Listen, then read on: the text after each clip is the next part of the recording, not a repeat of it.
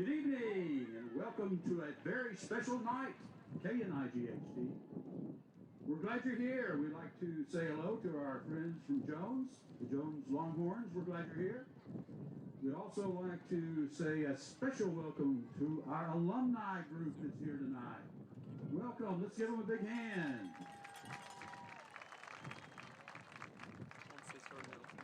This is a very special night. We'd like you guys to sit back and enjoy yourselves.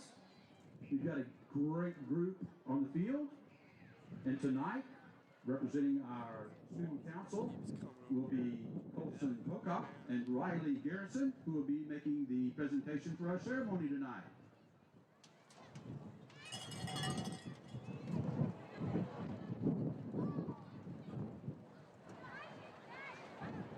Good evening and welcome to the 2021 Homecoming Ceremony. First and foremost, we would like to thank all of the parents, family, friends, and their respective teams and groups. King and Queen are voted on by the faculty and students. Now we will introduce our homecoming candidates, escorts, and attendants. Representing the freshman class is Mr. Bennett Baker and Miss Ruby Rowe. Bennett is the son of Dustin and Lane Baker. He has attended Crossings for 8 years and is a member of football, soccer, and track. Ruby is the daughter of Rob and Shannon Rowe. She has attended Crossings for 12 years and is a member of cheer and soccer.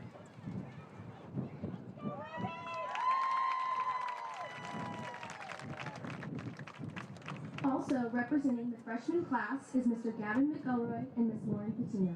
Gavin is the son of Jeff and Jennifer McElroy. He has attended Crossings for 5 years and is a member of basketball. Lauren is the daughter of Dan and Julie Patino. She has attended Crossings for 12 years and is a member of prom and soccer. Ladies and gentlemen, our freshman class court attendants.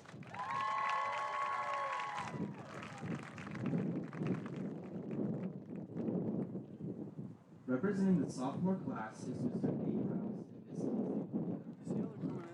Nate is the son of Nick and Nicole Rouse. He has attended Crossings for 13 years and is a member of football, basketball, track, Hope Squad, and National Honor Society. Kinsley is the daughter of Ed and Karen Polito. She has attended Crossings for 2 years and is a member of cheer, track, and cross country. I feel like I may have gotten it wrong. First of all, they zoomed in on the wrong people. Also representing the sophomore class is Mr. Cooper Stillick and Miss Megan Channel. Cooper is the son of Wayne and Wendy Stillick. He has attended Crossings for 3 years and is a member of cross country, track, and jazz band. Megan is the daughter of Mike and Susan Channel. She has attended Crossings for 4 years and is a member of soccer, Spanish club, and student council. Ladies and gentlemen, our sophomore class court attendants.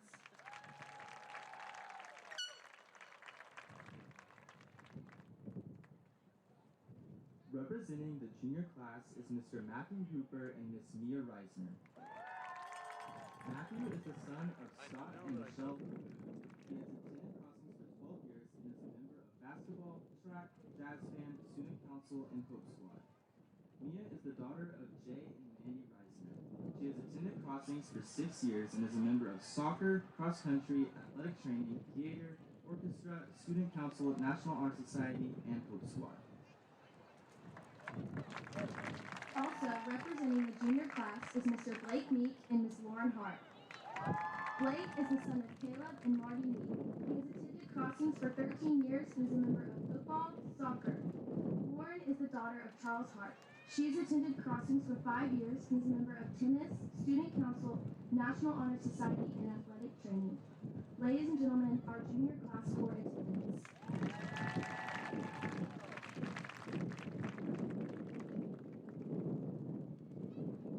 Now for our senior class court attendance. Mr. Reese Adkins and Miss Lauren Rogers. Reese is the son of Jeff and Lagana. He has attended Crossings for 8 years and is a member of Life Church. He is a 4-year member of golf and currently serves as senior class chaplain. He is also a member of National Honor Society and Hope Squad.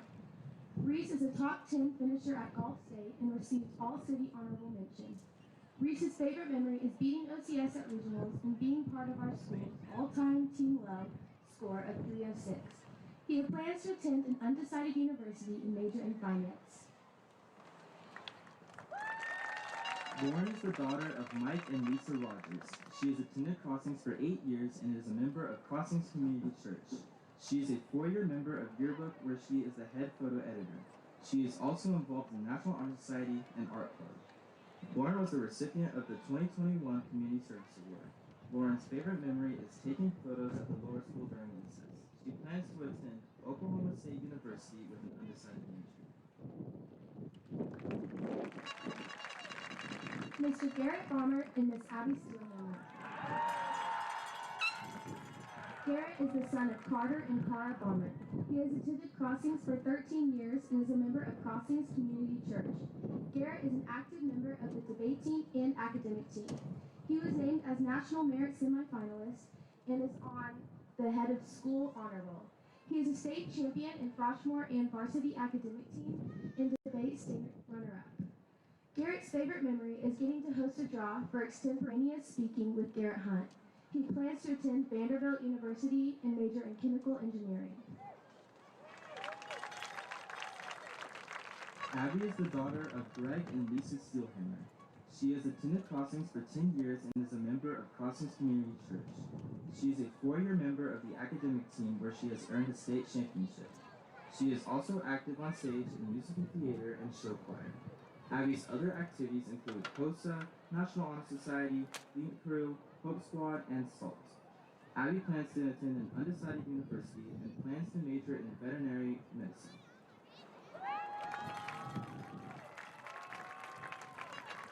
Mr. Samuel Bearden and Miss Aspen Minahan. Sam is the son of Dr. Jeremy and Marcy Bearden.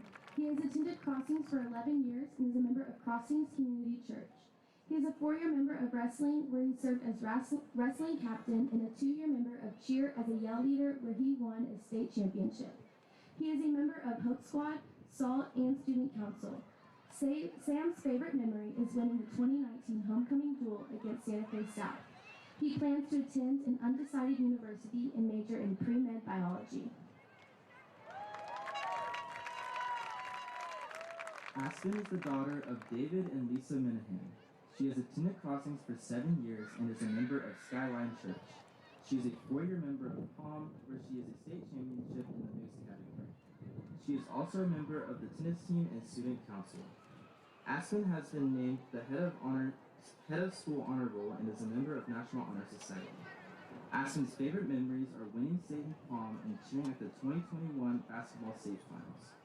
She plans to attend an undecided university and major in law or corporate business. Mr. Gavin Clark and Miss Gracie Sanders. Gavin is the son of Brandon and Stacy Clark.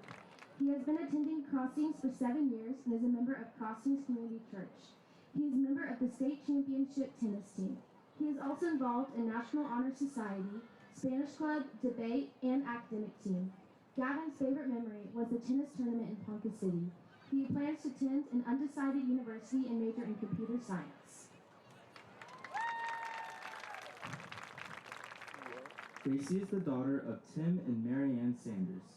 She has attended Crossings for 7 years and is a member of Nichols Hills United Methodist Church.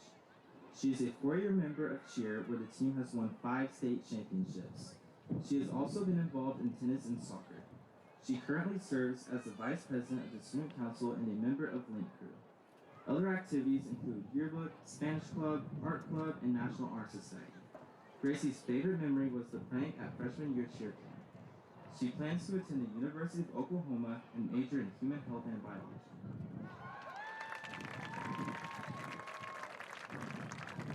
Mr. Reed Lovelace and Miss Camden Furnish. Reed is the son of Todd and Laura Lovelace. He has attended Crossings for 15 years and is a member of Skyline Church. Reed is a 4-year member of basketball, where he was a member of the 2021 state champion team. He is a 4-year member of basketball, 3-year member of Hope Squad, 2-year member of football, and 1-year member of SALT. He was a 3A state tournament MVP, first team all conference, and first team all state for basketball. Reed's favorite memory is celebrating with his team after winning the state championship. He plans to attend the University of Oklahoma and major in social work.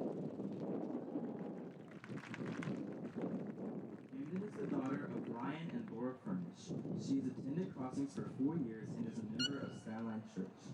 She is also a 4-year member of basketball, soccer, and track, and a 3-year member of Hope Squad and a 1-year member of Lankford. She was the outstanding student in social studies and Spanish. She was the basketball newcomer of the year and soccer offensive player of the year. Camden's favorite memory is the state track meet with her best friends. Eating, hanging out, and staying overnight was also a great memory for her. She plans to attend the University of Oklahoma and major in marketing.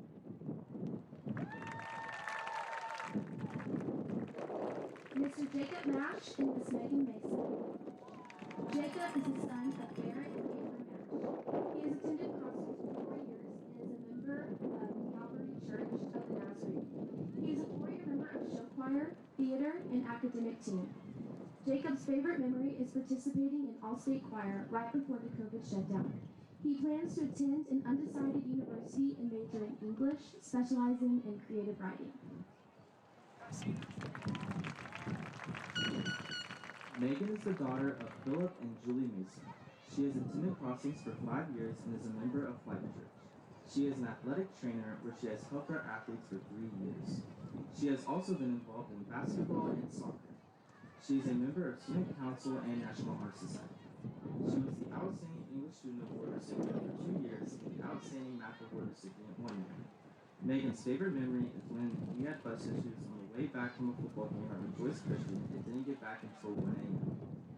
She plans to attend an undecided out-of-state university majoring in biology or medical fields.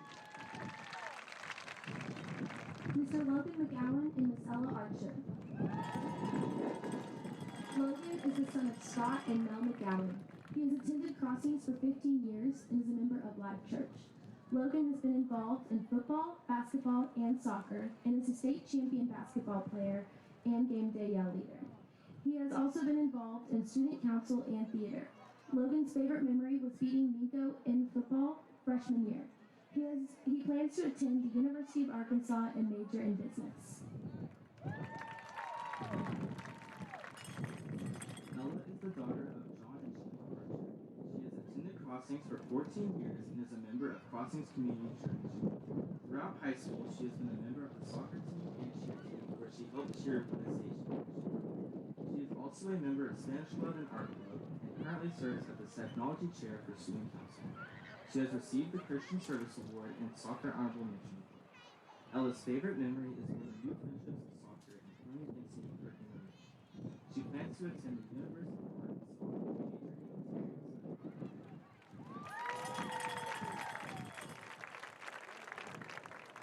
Mr. Charlie Rowe and Miss Ellie Grace Bond.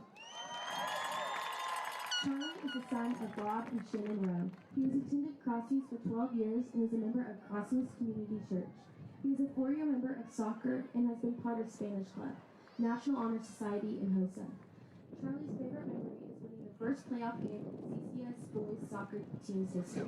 He plans to attend the University of Oklahoma and major in psychology.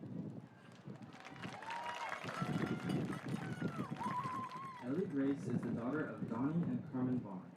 She has attended Crossings for 15 years and is a member of Skyline Church. She is a 4-year member of cheer where she has won 5 state titles in competitive and game day. She is also involved in tennis, student council, and National Honor Society.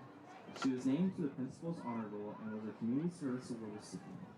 Ellie Grace's favorite memory was after winning tennis regionals when the team hit under the lights at the Crossings courts until midnight.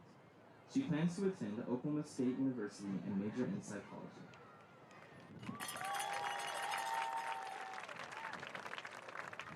Mr. Mason Snyder and Miss Carly Ashley. Mason is the son of Chip and Brandy Snyder. He has attended Crossings for 8 years and is a member of Life Church.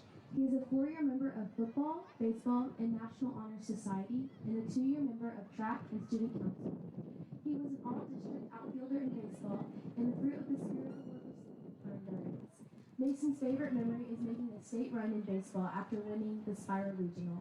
He plans to attend an undecided university and major in biochemistry. Carly is the daughter of Chris and Liz Ashley. She has attended Crossings for 6 years and is a member of Life Church. She has been a member of cross country, track, cheer, and National Honor Society. Carly's favorite memory is going on an adventure into a forest during cross-country practice at Stars and Stripes because the team's phones were stolen and they had to track them. She plans to attend an undecided university and major in mechanical engineering.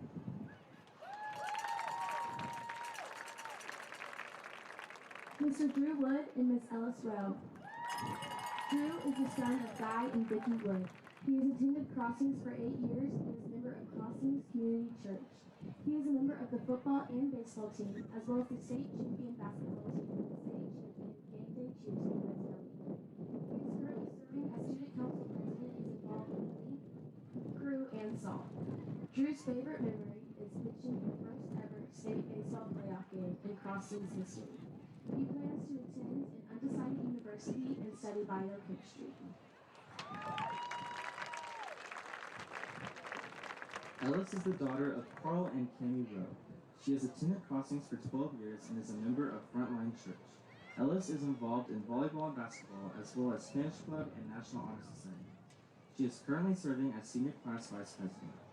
She was named first team all-conference and all-tournament team for the conference tournament in volleyball. Ellis's favorite memory is the bus ride after going to see a movie after volleyball tournament freshman year. She plans to attend an undecided university and major in chemical engineering.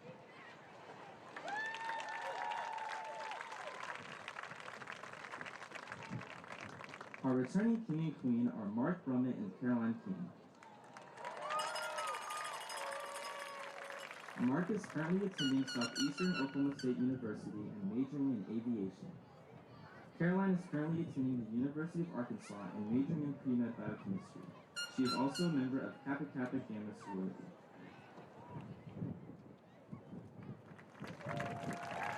Our junior attendants are Wesley Foster and Alicia Estrada. Wesley is in 4th grade. His favorite color is pink, and he enjoys baseball, basketball, and Legos. He wants to be an architect when he grows up. His favorite thing about Jesus is that he created the earth and everyone on it, and he loves us very much. Alicia is in kindergarten. Her favorite color is pink, and she enjoys gymnastics, reading, and cheer. She wants to be a preschool teacher when she grows up. Her favorite thing about Jesus is that he died on the cross for our sins. Also, it is her 6th birthday today. Happy birthday, Alicia.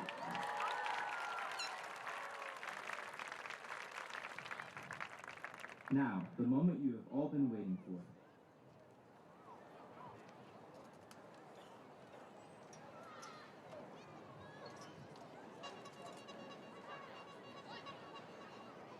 The homecoming king is Reed Lovelace.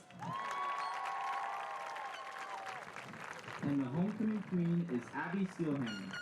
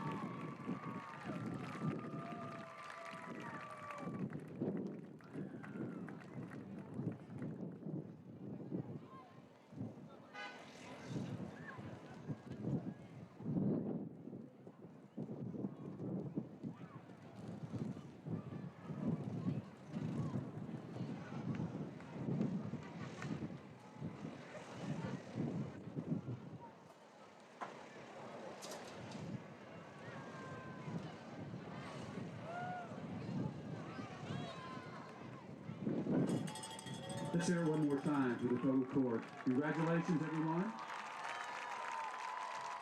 Colson and Wiley did an outstanding job in the presentations. Thank you, guys.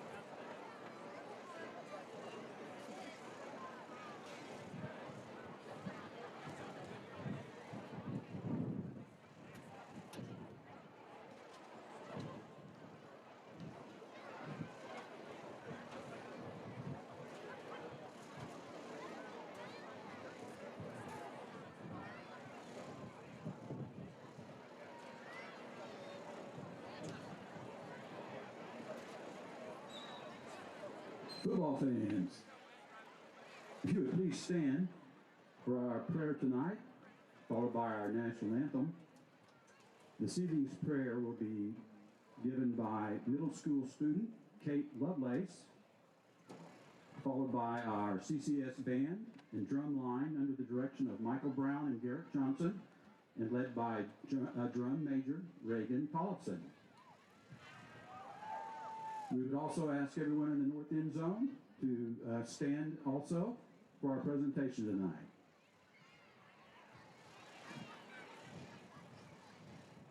Will you please join me in prayer? Dear Heavenly Father, we thank you for the pleasure to be here tonight with our friends from Jones and our Crossings family. Thank you for everything that you have blessed us with. Thank you for the opportunity to go to a wonderful school and a beautiful campus to glorify you in every way possible. We thank you that we get to go to a school that lets us learn new things about you every day. Jesus, I pray that you keep all the players safe. Lord, we pray that they will give their best tonight. As we move forward in tonight, let us be reminded why we are all here, to serve and love like you did. I pray that we have a safe and fun game tonight. In Jesus' name I pray, amen.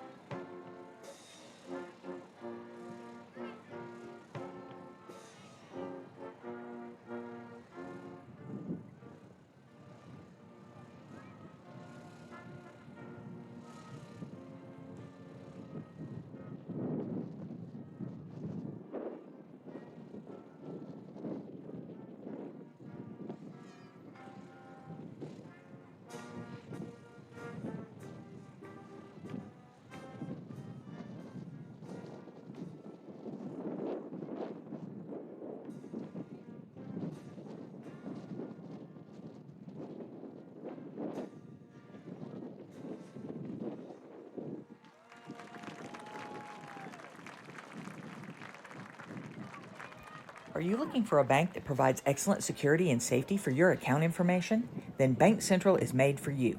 When you use our website, bcna.com, you can pay bills, check account balances, download statements, and even manage your debit card. With our mobile app, you can do all that, plus make deposits as easily as taking a picture with your phone. Talk to a CSR at any of our 6 locations to find the products that work best for your banking needs. At Bank Central, we're centered on you. Member FDIC. The thing with car buying nowadays is just how many options there are when it comes to where to actually get a car. Dealerships, websites, auctions, private sellers, and so on. But knowing exactly where to get your car loan makes it all much less stressful. That's where Communication Federal can help. There's a reason we're known for auto loans around here. Lots of car options and lots of places to buy, but only one choice for an auto loan. Communication Federal Credit Union. At Krotz, Lori & Associates, our dedication to superior client service continues to drive our pursuit to provide the highest quality service. We are committed to providing close, personal attention to our clients and take pride in giving you the assurance that the help you receive comes from years of advanced training, technical experience, and financial acumen. We are not your ordinary bean counters. Call us today and find out what makes us different. 405-848-2200. Or visit us at krotzcpa.com. Dr. Matt Dieselhorst at Dieselhorst Sports and Orthopedics can help you get game day ready. Dr. Dieselhorst works with athletes of all ages, taking a coordinated approach to accelerate return to play and maximize athletic performance. His work with pros in sports training, injury prevention, bracing, functional rehabilitation, and imaging works seamlessly with his medical and surgical expertise. Get started by going to Dieselhorst Sports and Orthopedics. Let Dr. Matt Dieselhorst get you back on the field, backing all Oklahoma athletes on the field and off.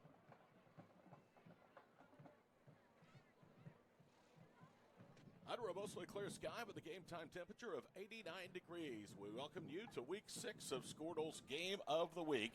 Tonight we join you from North Oklahoma City in the campus of Crossings Community School as we get ready for Crossings Christian and Jones football here tonight on Squirtle. I'm Todd Miller along with Scott Wadish. Glad to have you along for what should be a very good 2A District 2 matchup. Jones is 2-0 with a loop. Crossings Christian comes in with a record of 1-1. Both teams overall are 3-2. For Crossings, it truly is homecoming tonight as they are back after a 3-game win streak on the road, defeating Cassidy, Chandler, and Star Spencer. They actually lost at Chandler 18-16, bounced back last week with a 72-12 victory in Oklahoma City over Star Spencer. Jones, meanwhile, was on the road for the third time this year. The Longhorns, who currently reside in the top 10 of most Class A polls this year, are 2-0 on the road, having won at Luther 50-12 and Star Spencer 2 weeks ago 56-6. Scott Wadish, your first foray into high school football since you were the sports editor at nearby Edmond, the Edmond Sun.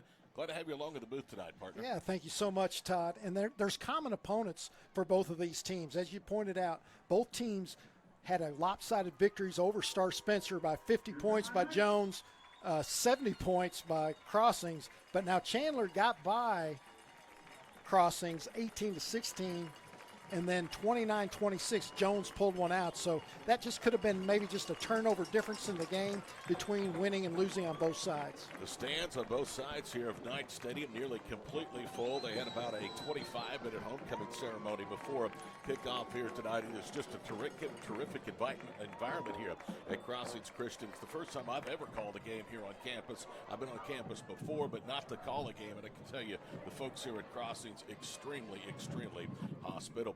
This is a big game for Jones as they have a showdown looming with Prague. Prague is unbeaten, ranked top 10 in Class 2A as well.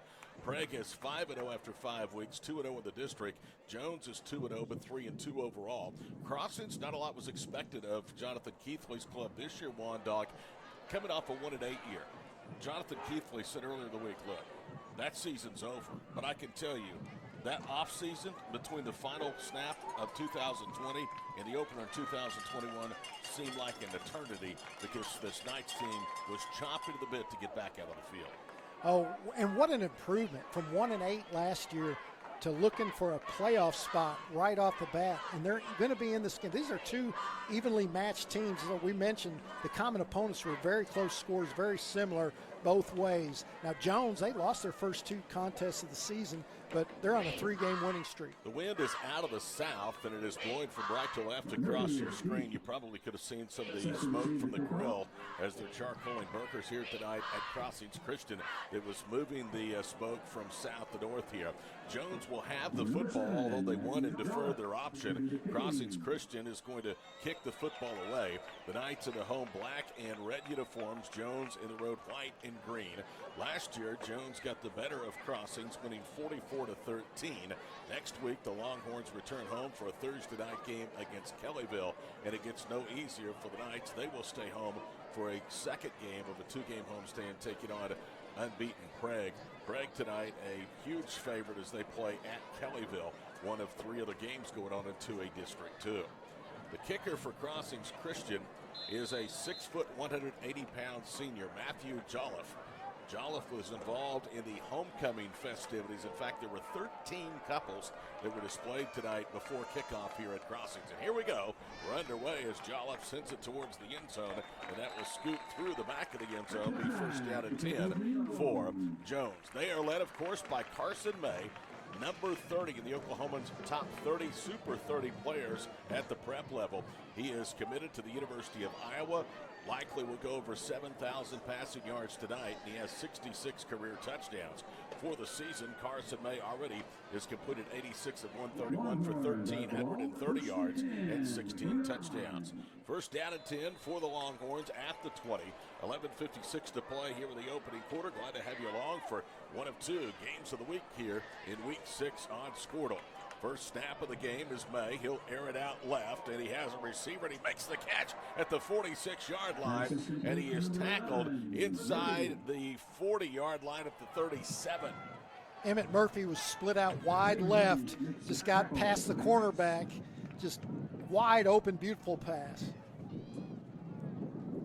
42 yards on the first pass from Carson May tonight. The big senior signal caller turns and hands it off to Dakota Calvert. Calvert was stacked out, now is able to squirt free, gets inside the 30 and is down near the 27-yard line. So he's going to be very close to another Jones first down, and most of that, Scott, was all done by Calvert, the 180-pound sophomore. You said it was kind of stood up just there by the left defensive end, powered right through, kicked it outside. Second down at a yard. May will keep it on a quarterback run. He's off to the races, and Carson May is in for the touchdown. 32 yards. Carson May running the option, first throwing deep down the left side, this time faking the handoff, keeping it himself. Carson May with his third touchdown on the ground this season, his 19th combined rushing and passing. On for the extra point for the Longhorns will be Nate Veers, a 5'9", 150-pound sophomore. And all this taking place at the south end here of Knight Stadium in Oklahoma City. The hold is by Cameron Sweat, and the kick is on the way, and the extra point is good. 52 seconds in, a three-play, 80-yard drive for Jones. Longhorns lead at 7-0. We'll pause for these messages on the Squirtle Game of the Week.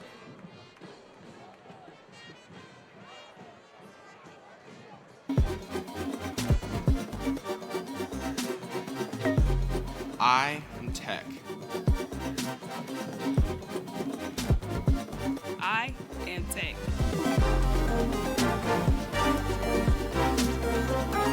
I am Tech.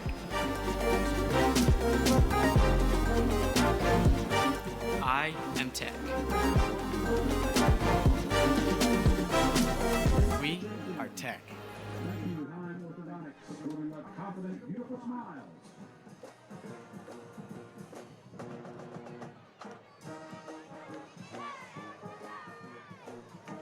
Pretty easy drive, 3 plays, 80 yards. It took just 52 seconds. A big pass play from May to Emmett Murphy, and then 2 plays later, Carson May ran it in from 32 yards out with Veers adding the extra point. 7-0.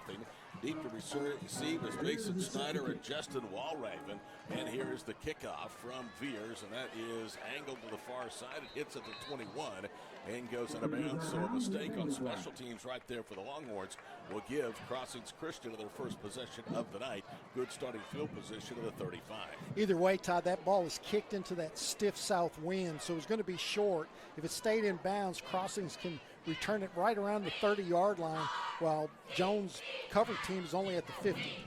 Crossings is going to elect to take the penalty and make Jones re-kick it. So, in essence, they should get better starting field position than what they would have with the ball going out of bounds at the 35-yard line. 11:08 to play here in the first period. 7-0 Jones. Our other Squirtle Game of the Week tonight, Tom Nelson, Adam Dieselhorst in Garber for Pioneer Garber. It is a long-time rivalry. It dates back many generations, and the Mustangs have had the better part of that series with the Wolverines. On the flip side for Crossing, Matthew Jolliffe did a great job using the wind going to the north, kicking the ball away from the Jones Longhorns into the left corner of the end zone. Here's Veers' end-over-end kick. It's going to hit at the 21, bounces straight up in the air, and it's going to be picked up by Mason Snyder, and he will return it close to the 30-yard line, so they do not get as good a starting field position. Instead, they will start at the 28, down 7-0 with 55 seconds gone here in the first quarter. I think Mason Snyder thought that kick was going to go farther. He was back around the 15-yard line, knowing that first kickoff was really short. He didn't get there in time. The ball bounced in front of him and out of bounds. First down and 10 officially at the 29-yard line for Crossings Christian. Drew Wood, the 6'5", 180-pound senior, completing 52% of his passes, works out of the gun. Looks left, throws a little screen pass for Walraven on the back of the field. He tries to get free and he won't. He's going to be wrestled down for a loss, as that play was diagnosed perfectly by Carter Cranford, the 180-pound senior linebacker. Yeah, Carter Cranford was perfect. He saw there was only one receiver on that route in the flat in the backfield. Cranford just waited about 4 yards off the ball carrier and wrapped him up. Generous spot is going to give Walraven on the first catch of the night. To the line of scrimmage, a late flag came in. It's personal foul, face mask called against the Longhorns. So the line of scrimmage will be at the 43-yard line. And that is a huge break on a play that was doomed from its inception. Well, maybe that's why I made the tackle in the backfield so easily. Walraven now has 2 catches for no yards on the season. They'll option right with Wood. Tosses for Walraven. Needs a block. Gets to the corner. A flag is down. Walraven turns to the corner. And down the middle he goes. 40. Cuts left 35. And he's down to the 30-yard line. Unfortunately for Justin Walraven, the 5'10", 175-pound junior, that is coming back as we look at our referee, Tom Dinker. It is personal foul against Crossings. Outstanding job by the running back turning the corner there. Jones had all kinds of penetration. It was so difficult just to get around the end. An offensive line for Crossings Christian is Moenex, Sutton, Taylor, the center, Mahan at right guard, and Crawford at right tackle. They average 211 pounds tackle to tackle. So after the 15-yard infraction, the line of scrimmage goes back to the 25. Instead of having the ball at the Jones 30, Crossings now will have it at the 25, and that will bring up first down and 25. Slowing this ball game down a little bit. That first 80 yards, 3 plays, nothing for the touchdown for Jones, and penalties back-to-back here. Two receivers left and right for the 25-yard line. Man motions. That's Mason Snyder to the near side. Wood back to throw. Now shovels it ahead, and nothing doing as that pass was knocked incomplete. And that's a dangerous, dangerous play. As you can see there, Scott, as he threw it right into heavy traffic. There's no doubt that's dangerous, but since it's a forward pass, it's just going to be incomplete. Cameron Estrada for Jones was there to break it up, almost had the interception. Drew Wood comes in, completing 52% of his passes, 729 yards, 8 touchdowns. One of the knocks on Wood this year has been interceptions at 5. Turnover ratio this season, in fact, Crossings is to the negative side. They've turned it over 8 times. Play action pass, a little slip screen over the middle for Mason Snyder, bounces out left. Snyder gets to the end, 40 outside the numbers to midfield. Mason Snyder has a first down into Jones territory at the 45-yard line. And already you can see the ability, the nimble feet of Walraven earlier, and now Mason Snyder, where they're able to get to the edge. Outstanding run by Mason Snyder. He was running right in to Will Irvine. Irvine had penetration, but like you said, he kicked it out and got to the left sideline, outran the defense. 30 yards of the catch and run gets him out of a 2nd and 25 hole. First down number 1 for the Knights. It comes at least the first down earned, the first of the night at the 45-yard line of Jones. Pistol formation, a 1-by-3 formation with the trips to the far side of the field. They'll hand it off again to Walraven, picks his way ahead, and it is spun down. But a good tackle by Cameron Estrada, the defensive end at the 40-yard line. That was Justin Walraven again on the patient run right behind the left guard, sophomore Will Sutton. Nice run, 5 yards, just powerful, going off tackle left. 2nd down and 5, and it looks like after a little bit of a shaky start to this drive, Crossings has kind of started to settle in. Jones, I think their defense is in the right position, but the running backs are going off of the defenders and kicking out. 2 receivers left and right. Walraven in the backfield. Back to throw is Wood from the 49 of Jones. Floats it deep left and incomplete. Looking for Logan McGowan. The ball certainly was not catchable, but there is no doubt that Foster Moore, the junior at safety, was grabbing his jersey. That's actually Cameron Sweat, the safety, that was grabbing the jersey of the intended target, McGowan. Yes, you said it right off the bat that that ball was way overthrown. And when the interference came, the ball was already passed, too. It wasn't like he was holding him all the way down the field. Crossings comes into the ball game, averaging just under 31 points a ball game. They find themselves down 7-0, nearly 3 minutes into the ball game. 3rd first down of this drive, 2nd earned via a 15-yard penalty against Jones. And now the Knights are just outside the red zone of the Longhorns at the 25. First down and 10. Jones showing a little bit of pressure up the middle. Now Wood checks out of the play and looks over to the near side. Walraven will check his wristband as he is the single setback. 3 receivers wide right. Single receiver to the near side is Nate Rouse, a very talented sophomore. They hand it off straight ahead. Good blocking. Walraven is into the 15-yard line and down to the 10. A gaping hole again behind Cole Taylor and Will Sutton. Both are sophomores. And on the carry that time was not Walraven, but instead Cruz Cranford, who is a junior. Excuse me, he's a freshman. So it's first down and goal to go. The line of scrimmage at the 10-yard line for the Knights. 7-0 Jones, but Crossings threatening to get it even here on their opening drive with less than 9 minutes to play here in the first quarter. Two receivers left and right. They'll sweep it left again. That's Cranford. He's to the 5. Cranford stood the defender up, and then he rolls him over at the 4. How about Cruz Cranford coming in, the 5'9", 185-pound freshman, Scott, and just taking it right to the heart of that Jones defense. And it was powerful running. Legs kept on moving. It was Cameron Sweat that saved a touchdown, or those legs just keep on into the end zone. 8:18 to play here in the first quarter. Crossings 4 yards and an extra point away from tying the game here in the first quarter on homecoming night in North Oklahoma City. Second and goal to go. Cranford offset to the left of the quarterback, Drew Wood. Wood with two receivers left and right quickly lobs it towards the goal line. It's caught by Cranford, and it's in for the touchdown. And he ran over the senior Braden Martin right at the goal line. Yeah, Braden Martin seemed like he didn't want any part of that.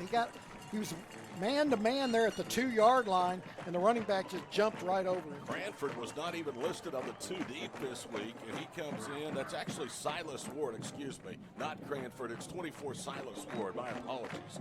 Silas Ward gets the touchdown. That is his first receiving. He has 2 on the ground this season. Yeah, great running by Silas Ward, taking that pass and just knowing that the end zone was his. Jolliffe on for the extra point. This to tie the game with 8:04 to play in the first quarter. Good snap. Ball is down. Kick is on the way. They almost blocked it, but he boots it through. Time out of the field. 8:04 to go. First quarter. We're tied at 7 in Oklahoma City. This is the High Plains Insurance Squirtle Game of the Week.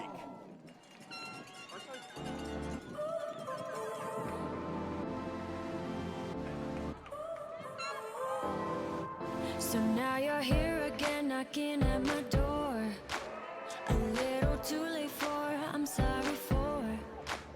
The lights went out 'cause you kept cutting the cord, and I started to fade into your grave. Yes. This is Grain and Grange Market, the coolest little boutique you've never heard of. Come see us.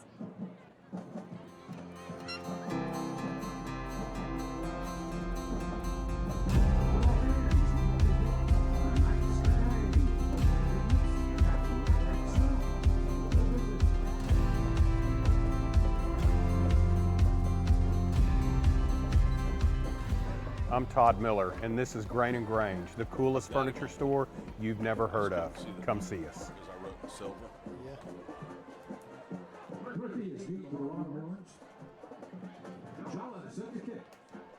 Matthew Jolliffe, who tied the game at 7 with his first extra point try of the night, will boot it away for the 40-yard line. He sends this one towards the goal line, and Jones is going to bring it out. From the 5 to the 10 to the 15, up the middle of the 20-25, still going to the 30. And he's finally rolled down. That's Emmett Murphy on the return at the 32-yard line. So Jones, who needed just 3 plays to go 80 yards, now will need 68 to retake the lead in the 7-7 first quarter. How about Emmett Murphy, a yard deep in the end zone, returns the kickoff, goes full speed to the 10, kind of hesitates, gets into the wedge, and gets another 13 yards to start at the 33. They officially put it down at the 33, as Scott just told you. 7:56 to go in a most entertaining first quarter here in North Oklahoma City. Cody May will operate with Dakota Calvert, the sophomore, in the backfield with him. 2 receivers left and right. High snap. May fakes the handoff, swings it out right, and the ball is caught.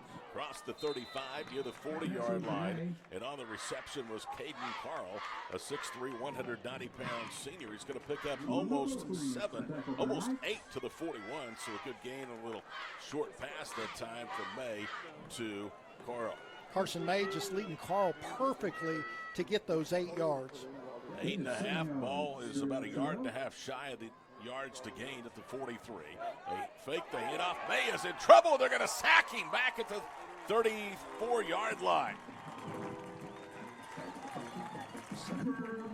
Cooper Mullinex was the one that came in and got him. No surprise, because Cooper Molinex this season now has 3.5 tackles for loss. That is his second sack of the season, and it's 3rd down and 9 for Jones back near the 34. What great discipline by Crossings, taking the quarterback, the linebacker, then of course Cooper Molinex goes back and gets the sack. 3rd down and 9, May to throw inside his 30, under pressure again. They've got him inside the 25-yard line. They're going to sack him at the 24. That'll be a loss of 10. And how about the adjustments made by Jeremy Cleaver, the defensive coordinator here at Crossings? Huge adjustments, Tots, because that time Jackson Roberts got in between the center and the guard. Just all that penetration up the middle against Jones for the sack, because Jones on the initial drive, 3 plays, 80 yards, touchdown. Braden Martin, the senior, is on to punt back at his own 11-yard line. In his previous 15, he's averaged just over 29 yards a kick this year. Winding towards the halfway point of the first quarter. The snap is high. Martin gets it down, gets a left leg into it. It's not a bad kick at all. Crossings will get away from it. It hits at the 43, and it's going to roll down at the 41. 35 yards, no return for Braden Martin, and that was after he was in the face of some pressure thanks to a high snap. 5:57 to go first quarter. We are tied at 7 here on homecoming night at Crossings Christian. Crossings went 1-8 last year. Before that, they had won 16 and lost 8 in 2018 and 2019. 2018, they had their best season since starting the program, and that came at 10-3. Line of scrimmage at the 41, 1st down and 10. Drew Wood will send Mason Snyder in motion to the near side. Fakes the handoff, now sets up a screen. It's caught near side, Nate Rouse, and he runs to the middle of the field, a 1st down, as Rouse is ran down at the 46-yard line of Jones. That's going to be a gain of 13 on 1st down. Great play set up by Crossings. Jones on the blitz, Carter Cranford.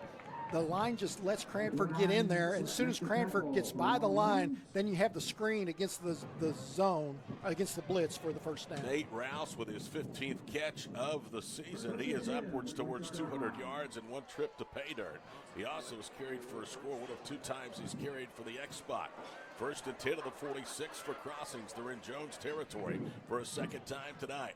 Handoff again goes to the single setback, and he spins his way behind right guard Preston Mahan for 2 as he gets to the 44-yard line. That was Walraven, that time the junior of the backfield.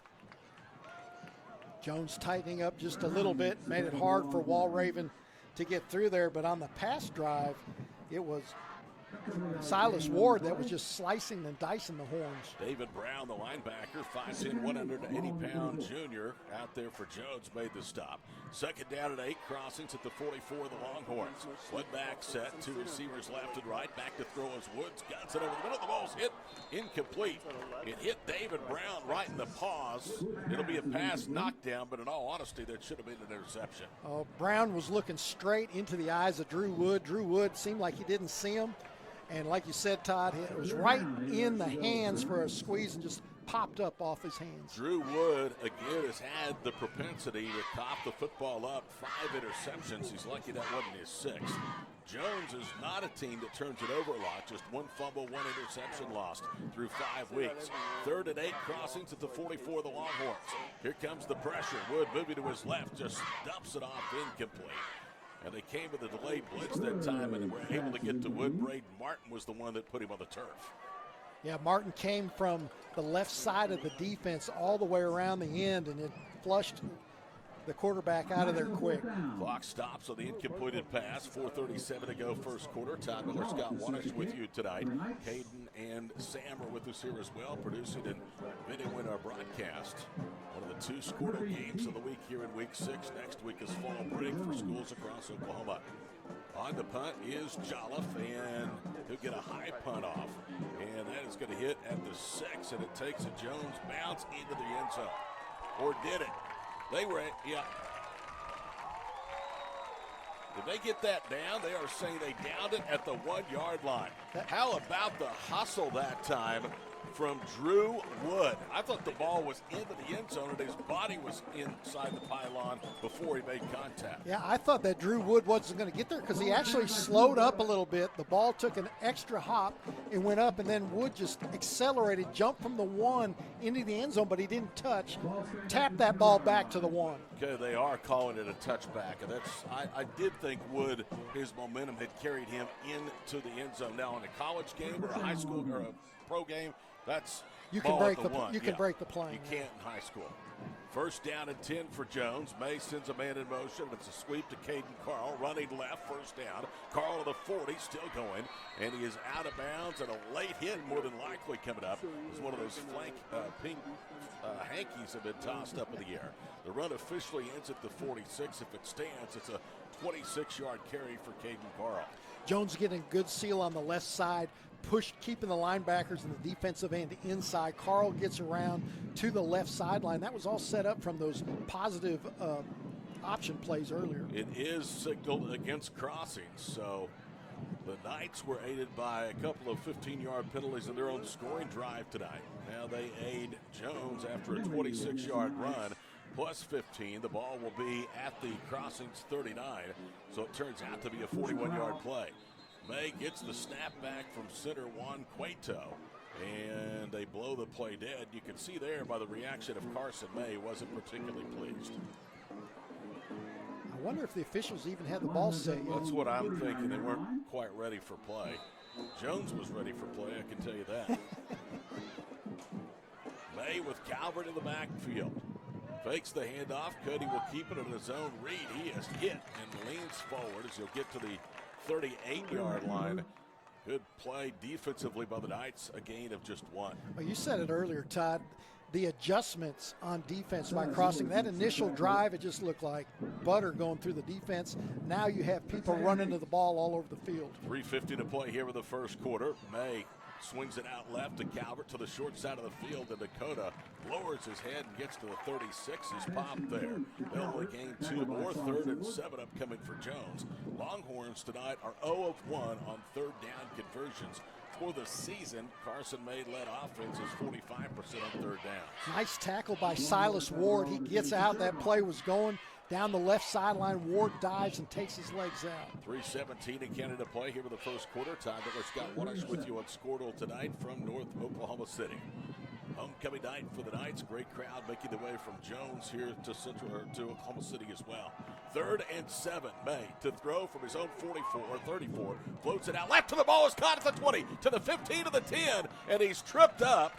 On the reception was Emmett Murphy, and the defensive back that time, Juan Dog, just broke too soon. Just overplayed the route. Murphy was surprised when the D-back went by him and the ball went right in the breadbasket. Murphy turned. He's lucky to get a touchdown there. 29 yards. May to Emmett Murphy on the hookup. First down and goal to go. Jones at the Crossings Christian 7-yard line.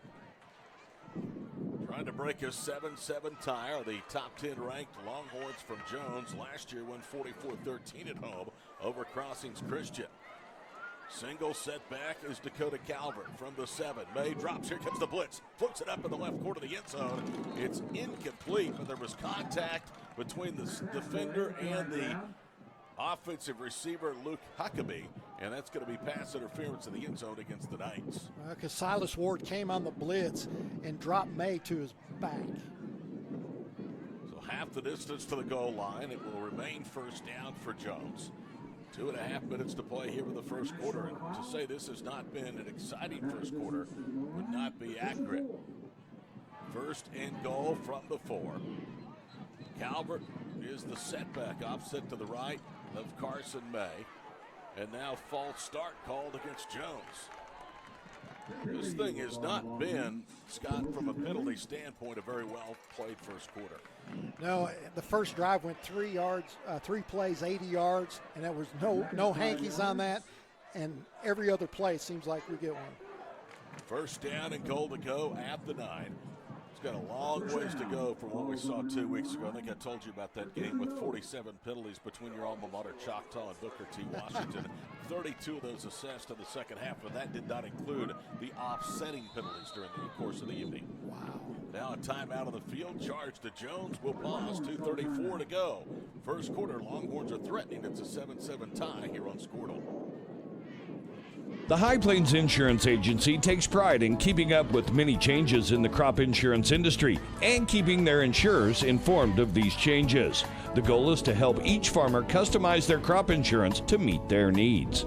Thanks for your continued business. And remember, call Amy, Carissa, or Danny at High Plains Insurance in Medford and Loyal at 580-395-2447 or toll free at 1-800-346-4056 for a quote today. With over 24 flavors of iced tea, HTO is your new destination for the best premium water and iced tea in all of Oklahoma. Offering around 500 drink combinations and half-price tea during happy hour, this is your ultimate tea playground. With a location open in Ardmore and numerous locations coming soon, including the Village in South Oklahoma City, be sure to stop by HTO and experience the best tea you've ever sipped on. First and goal to go for Jones. Now at the Crossings Christian 9-yard line. They'll motion a man from right to left of the formation. May will hand it off, and May gets it to Calvert. Correction, it's a quarterback keeper, and May gets to the 5-yard line. It'll be second down and goal to go from there. Carson May stands 6'5", 220. Just want that ball in his hands. He's got a strong arm, and plus it's really hard to take him down, so he keeps the ball a lot when he sticks it in the belly of the running back. When you think about Jones football, you think about a lot of wins, but you think about some great quarterbacks. And Carson May, who moved to the school district in 2003, I believe, when he was in 3rd grade, is another in the long line of that. Now another flag on the play. I think Jones may have moved again. They did. False start, so this will put it back to the 10 and bring up second down and goal to go from that point. Keep in mind, at one point, the Longhorns had it first down and goal to go at the 4. Yeah, you talk about a long line of quarterbacks at Jones. They've had them all the time. But most of them used to be option quarterbacks, like Carson May's running the option, but he's also a prolific passer. But usually they just go tailored to their team. Second down and goal to go. May fakes the pass. Now he'll keep it. He submarines down at the 8-yard line. Crossings had that play diagnosed perfectly. It's third and goal to go with 92 seconds to play here in the first quarter. Yeah, they usually tailor to their quarterbacks. If he's really running it, they run out of the wishbone at times, but they've had so many gunslingers that they kind of got away from the wishbone. Names like Dax Garman, David Cornwell, Brandon George, just to name a few, and now Carson May. Third down and goal to go for Jones at the Crossings 8-yard line. A minute to play here in the first quarter. We are tied at 7 in this 2A District 2 matchup. Back to throw is May. Ready down to time, and he's going to be sacked at the 15-yard line. Matthew Jolliffe, the 6', 180-pound senior at defensive end, gets his first sack of the season, and Crossings now will call for a timeout as they have backed the Longhorns up to 4th and goal to go for the 15 with 48 seconds to go in the first quarter that has been exciting. 7-7 is our score here on Squirtle. At Maples Nixon Diesel Horse, we've helped a lot of people, and our goal was to treat each and every person like a friend. And as a friend, we've got your back always. We understand what you're going through. Being lawyers is what we do, but it's not all that we are. We care. We'll stand beside you throughout the entire legal process, not just as lawyers, but as your friends. We are Maples Nixon Diesel Horse, and we are here to help.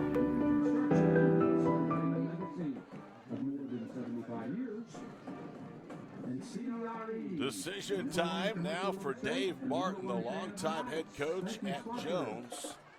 Scott, do you try to punch it in from 15 yards out, or do you send your field goal kicker, Nate Veers, out there for what would be a 32-yard attempt? I think in high school football, you probably go for 6. Yeah, a lot of times I can see your point into the wind, but you struggled so much, I would kick it. Even if you don't get it, you've got them pretty deep and they're running into the field. And that's what they're going to do. Dakota Calvert is offset to the left, and now another illegal procedure call. Looked like Huckabee fired prematurely over the left side of the line of scrimmage. This is unbelievable.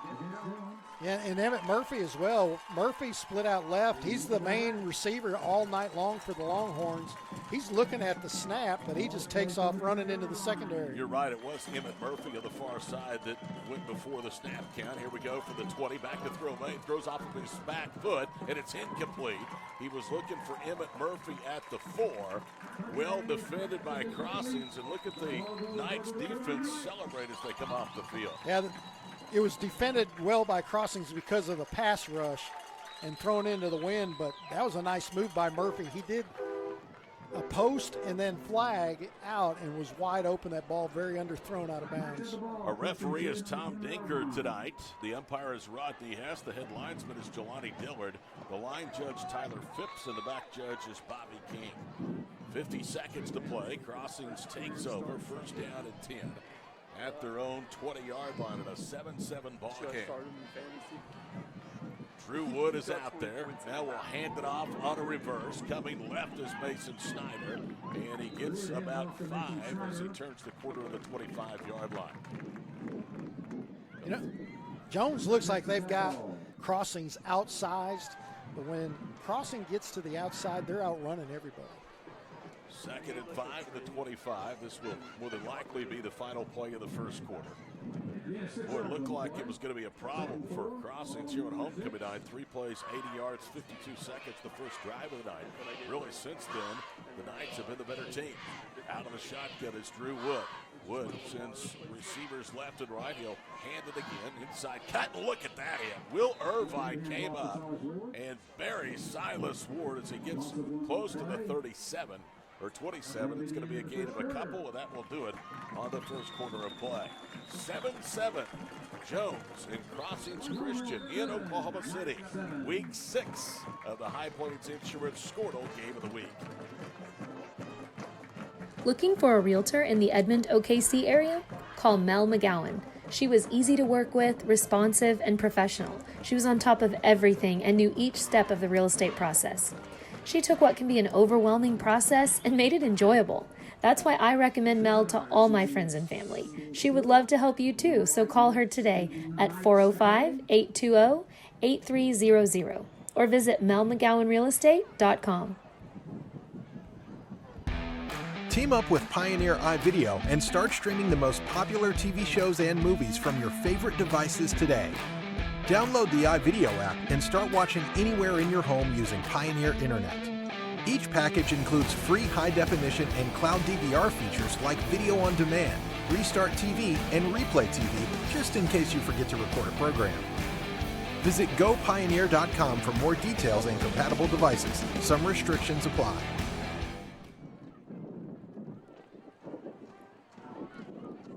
Seven our score back at Knights Stadium on a Friday night, week 6 of the high school football season in the state of Oklahoma. Todd Miller, Scott Wanish, Caden, and Sam, the crew with you here tonight.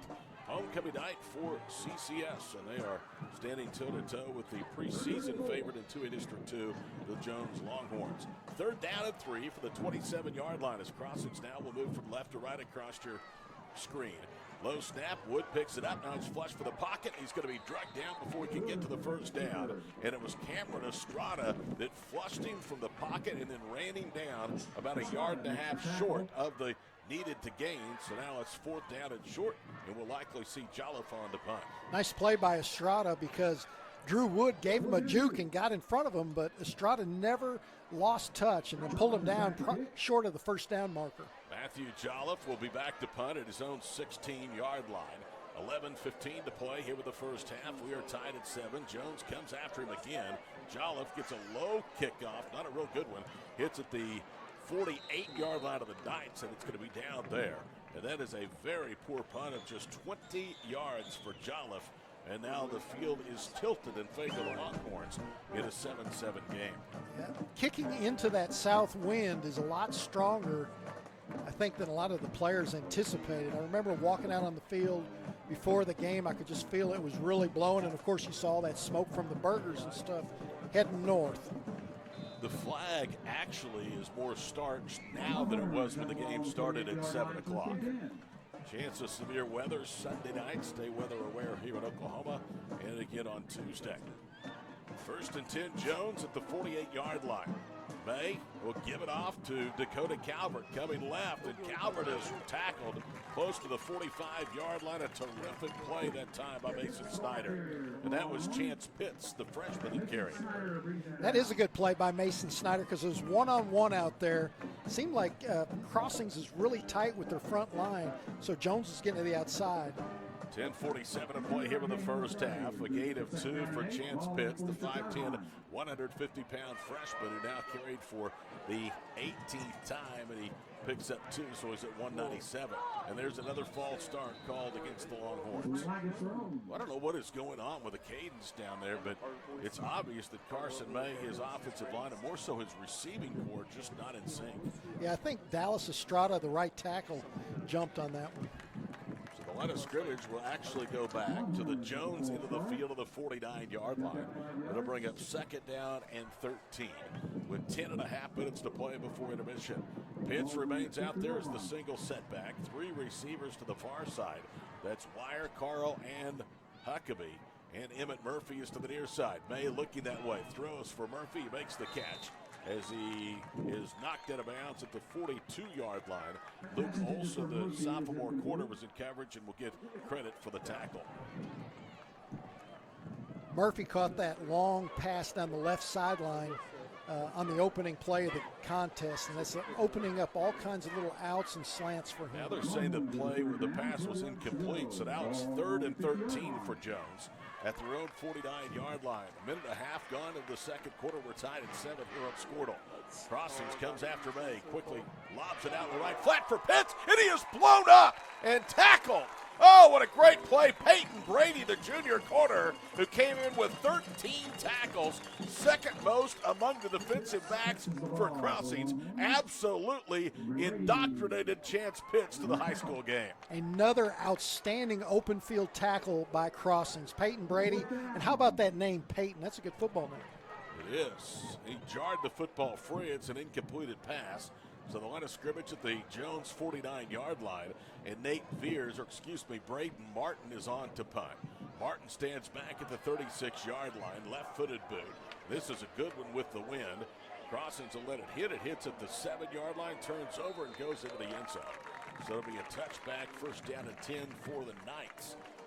As defense have dominated in this first quarter. After both teams took their first possessions for pay dirt, we have had nothing but stops since then. Yeah, especially on Crossing's side. We talked about it, just looked so easy for Jones, that initial drive.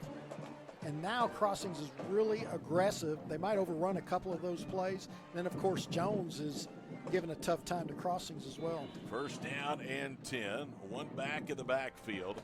With the quarterback, Drew Wood, he has a 3-by-1 formation. Ball in the middle of the field. He'll turn it, he'll give it to the tailback, Walraven. He's running left, gets a block. He's to the 30. 1st down to the 40, to midfield. Walraven with one man to meet 40, 30, pulling away 25, 20, 15, 10, 5. Touchdown, Crossings. Justin Walraven, the longest run for him this season, 80 yards. And just like that, the Knights have their first lead in the contest. Walraven kicked it outside, getting away from those really big Jones linemen. Turned around the corner, had one man to beat, and just put space between the defenders. Did you see his separation at about the 40-yard line and Jones into the field when I said he had one man to beat? Unbelievable, and that's running into the wind, too. Here is Matthew Jolifon to try to make it a 14-7 Crossings Christian lead.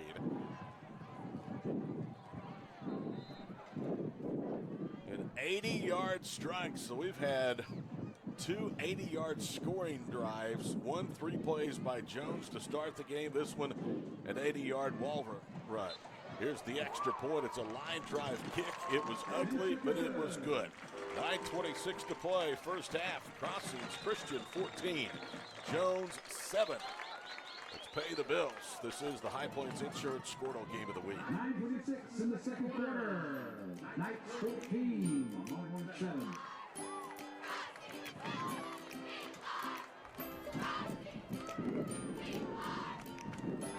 Physical Therapy Central is proud to be keeping you in the game of life. Now with a convenient location in Kingfisher. Get back to the game of life faster with PT Central.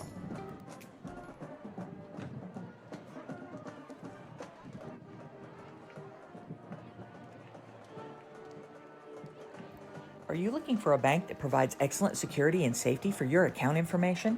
Then Bank Central is made for you. When you use our website, bcna.com, you can pay bills, check account balances, download statements, and even manage your debit card.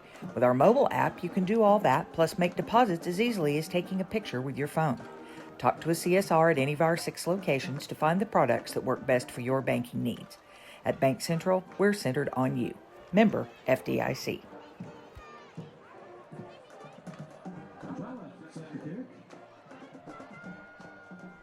14-7 Crossings. Jolliffe has spotted the ball at the 40-yard line. He will get a 5-yard approach. He sends it away. This is a short kick to the near side. Return for the 28. Cuts right to the 35. Now circles back to the left near the 40, and he's pushed back. And I believe that was Caden Carl on the return. It was good starting field position for Jones with 9:18 to play here in the first half. I know you've always wanted to know, how long does it take Justin Walraven to run 80 yards? 14 seconds. But that wasn't a straight run. That was a dude kick out to the left on the left side. 14 seconds. First and 10 at the 39-yard line with 9:18 to play here in the first half. Carson May plays from behind, and Jones has had just one first down since that 32-yard Carson May touchdown run on the opening drive of the night that gave the Longhorns their first, and to this point, only lead of the contest. 2 receivers left and right. May to throw. Here comes the pressure. Stands tall. Has Murphy at the 50 and a good open field tackle. Nate Rouse rolls him down. That'll be a gain of 11 and a first down for Jones. And Carson May, that's his main target. As a matter of fact, that's the only person for Jones to catch a pass is Emmett Murphy tonight. 9 minutes to play first half. Todd Miller, Scott Wanish with you. The game of the week presented by Danny Geis and High Plains Insurance tonight from OKC. Crossings Christian with a 14-7 lead over 2A2 district favorite Jones win the second quarter. May on a zone read, hands it off, and bang, nowhere to go for Dakota Calvert. They're going to bury him back at the 48-yard line, a loss of 2. And since that first drive, Dog, this is really where Crossings has excelled. There is a flag down across the way, by the way. They have excelled on winning first and second down. And a lot of gang tackling. Right at that time, Jackson Roberts and Cooper Mullinax in there to break up the play. I think they picked up the flag. The play stands, a loss of 2. Back to the 48-yard line of Jones. Jones has had really good starting field position.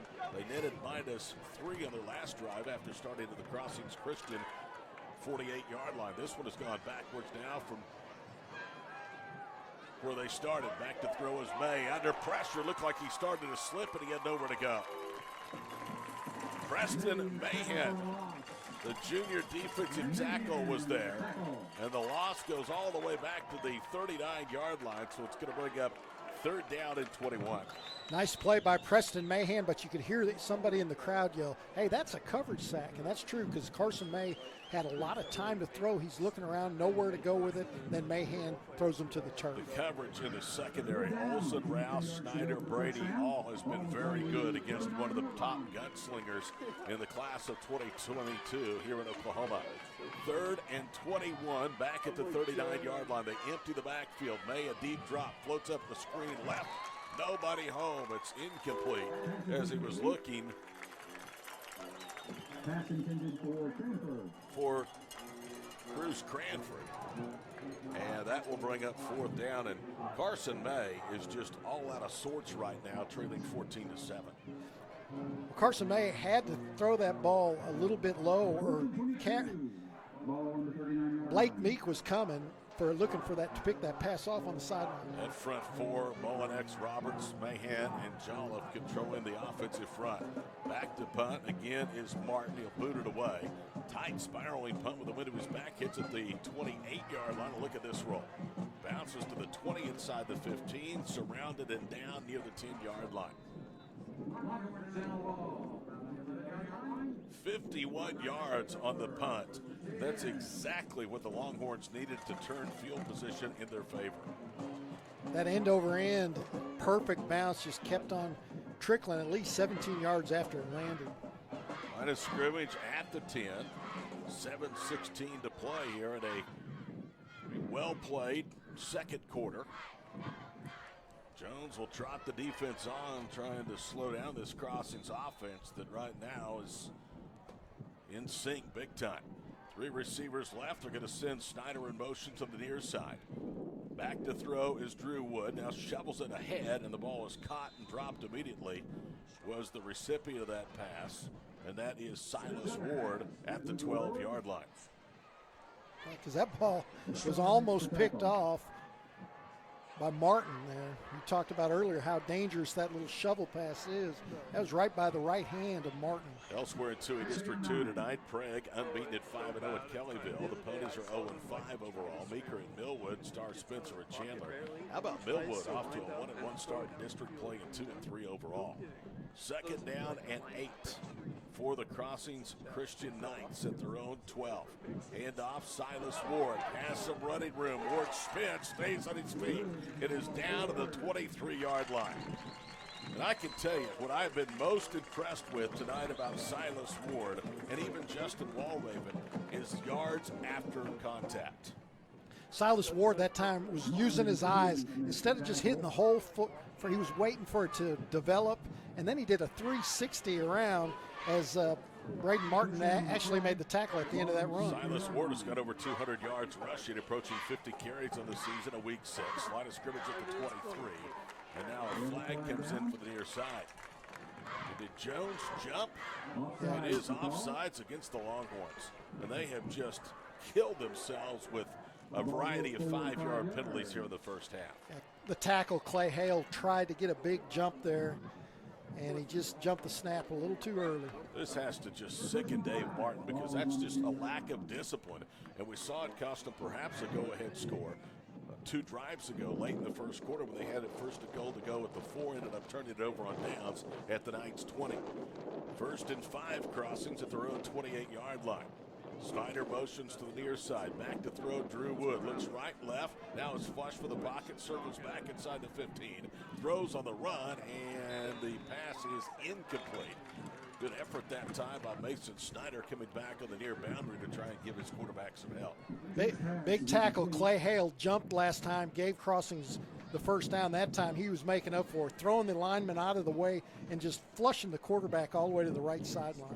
Clock stops on the incompleted pass. 5:28 to play here in the first half. 14-7 Crossings Christian over Jones. Longhorns came in as the favorite tonight in this football game. Both teams are 3-2. Jones unbeaten after 2 starts in 2A District 2. They count wins over Star Spencer and Chandler. Crossings has lost to Chandler and beat Star Spencer last week on the road 72-12. And now a timeout by the Knights. 5:39 to play here in the first half. 14-7 Crossings Christian our score. Back after these messages on the High Plains Insurance Squirrel Game of the Week.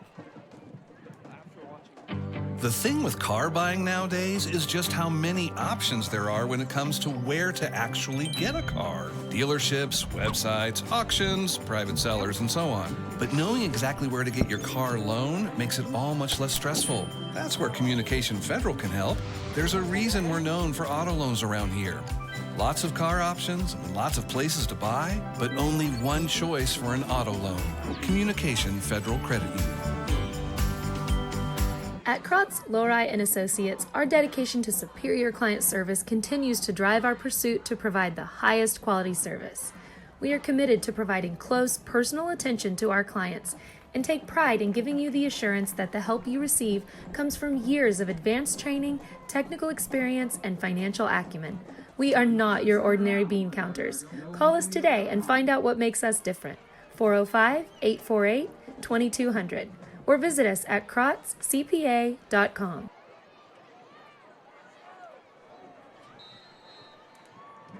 Hey, back a little quick. They hand it off out of the break to Silas Ward, sweeping left, and Ward is going to be gang tackled and loses back to the 27. So now it's 3rd down and 6.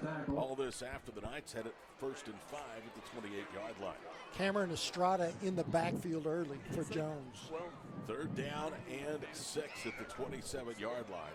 3rd downs tonight. Crossings is 1 for 3.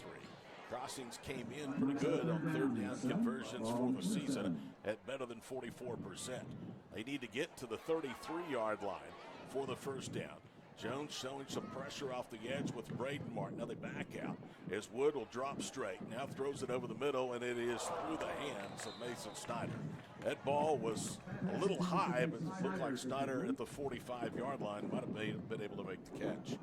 Yeah, because plenty of time was allowed there in the pocket because Cole Crawford, the right tackle for Crossings, held his man out. That is one of the better pockets tonight for either quarterback Drew Wood or Carson May that we've seen.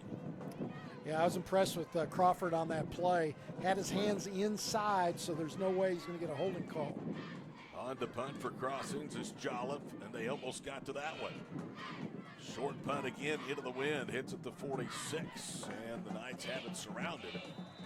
And it goes backwards. Well, they had it at the 47, now it ends at the 46. So a punt of 19 yards. And the old average here in the second quarter for Matthew Jolliffe, suffering tremendously into that somewhat brisk south wind with 4:39 to play here in the first half. Yeah, just 46 yards to go for the Longhorns, and they've got the wind to their back. Of course, their first touchdown went into the wind with that long pass to Emmett Murphy down the left sideline. First down at 10 at the Knights' 46-yard line for Jones. This is the second time that they have started a drive inside the opposition's into the field. May guts it over the middle. The ball was caught. Caden Carl well short of the first down at the 41-yard line. Be a gain of 5, but you take that all night long on first down. Yeah, well, just an aggressive Mason Snyder coming up as soon as that ball was caught. Approaching 4 minutes to play here in the first half. Todd Miller, Scott Wanish with you on Squirtle's Game of the Week, presented by Danny Geist at High Plains Insurance tonight from Crossings Christian High School. On the jet sweep, they'll give it off, coming left. And with a little bit of running room, that's enough for a first down as they twist and turn Caden Carl. But by a yard, he's going to get the first down at the 35-yard line. Nice play, Caden Carl. Lined up on the right side, comes across left, perfect handoff with the momentum to get the first down. Jones just has been out of sort, and a lot of it has had to do with the adjustments the Knights have made defensively, but because of senseless 5-yard false start penalties, they've had a plethora of them here in the first half. Back to throw from the 35 is May, looking deep left for Murphy, and it's incomplete. Murphy had his hands on the football as he had beaten the defender that time by a step at the goal line. Murphy with another nice move down the left sideline, tricking the cornerback, and he gets behind him. The ball's underthrown a little bit by Carson Mayer. That's 6. Second down and 10. Crossings Christian dodged the bullet there. Carson May, who came in at almost 6,800 passing yards, been held in check here tonight thus far in the first half. Dakota Calvert is the single setback. They throw a high screen right. Caden Carl is in trouble, and down he goes. They'll lose a yard. Back to the 36-yard line. That play had no chance. It was a long throw across the field, as you could see, and it almost sailed over the head that time of Caden Carl. Caden Carl pulled that down and actually broke the first tackle of Nate Rouse before Mason Snyder wrapped him up. Officially no gain to the 35 of the Knights is where they spot the football.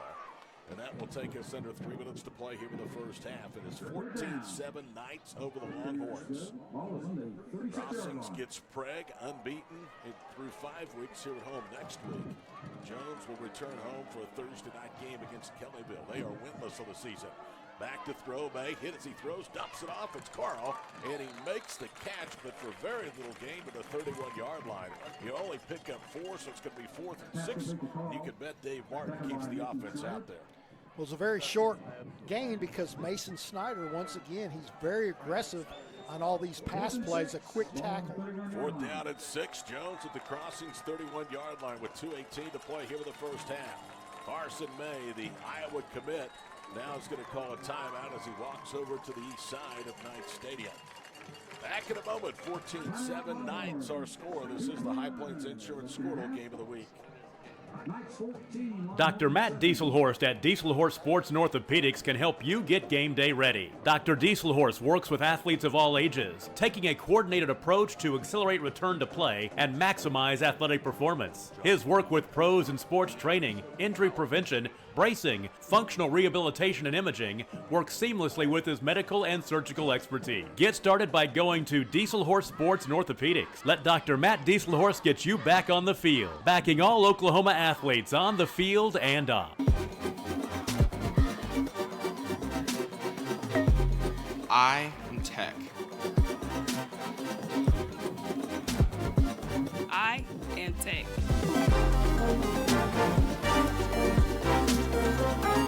I am Tech. I am Tech.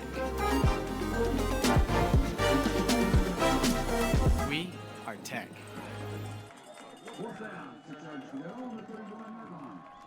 Back to live action at Oklahoma City, 4th and 6. They fake the reverse. May wants to throw, runs short right, and his dump truck down for a loss to the 34-yard line. Drew Taylor, nice dump truck down. As you said, Todd, Taylor gets down underneath, takes the legs out of big Carson May. This defense for Crossings Christian is really playing well. Jeremy Cleaver has to love what he's seen.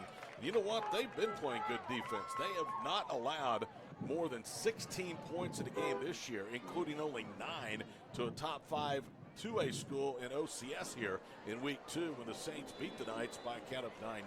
Yeah, and the Longhorns are going to have to tighten up here. Still 2 minutes and 13 seconds left with some of those breakaway runs. Crossing's got time to score again. First down and 10 at the 34-yard line. Second time tonight. Jones has turned it over on downs. 3 receivers to the near side. Handoff straight ahead. Running room 45. Leaps over defender. Gets to midfield. And then finally is tackled by 4 Longhorns. And guess who that is? Walraven. And that guy is as quick as grease lightning when he hits the hole. Well, nice play design by Crossings. Jones only has a 3-man front. Then they have 4 linebackers and then 4 defensive backs.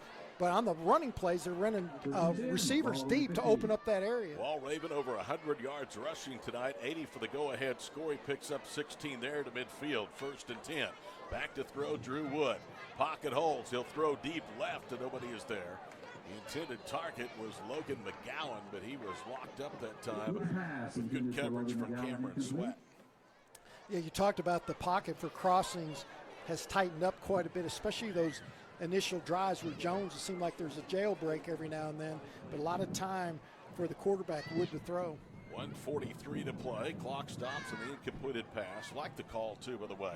You have a fresh set of downs at midfield. You're under 2 minutes to play. Why not try to catch them in the secondary now? Yeah, go for it. They're thinking that it's going to be run, and I agree with you. 2 receivers left and right from midfield. Handed off to Walraven, makes a cut, and then quickly it closes. He runs behind left guard, gets to the 48-yard line. And David Brown was the last up off the pile, along with Cameron Estrada.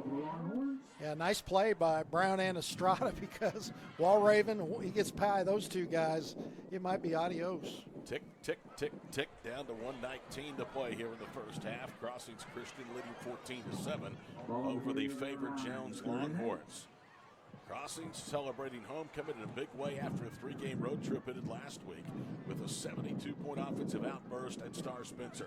Little slip screen, and look at that play. Boy, it was diagnosed perfectly as the receiver was hit immediately when he caught it at the line of scrimmage of the 48. Cameron Sweat coming up from the cornerback slot with a hard hit face-to-face. Nate Rouse was the one that met Cameron Estrada. And now it is 4th down and 8 at the 48-yard line, and we get a timeout on the field. It will be the 3rd charge timeout to Jones. 59 seconds to play in the half. Back in a moment. 14-7 Crossings Christian on the High Plains Insurance Scoredle Game of the Week.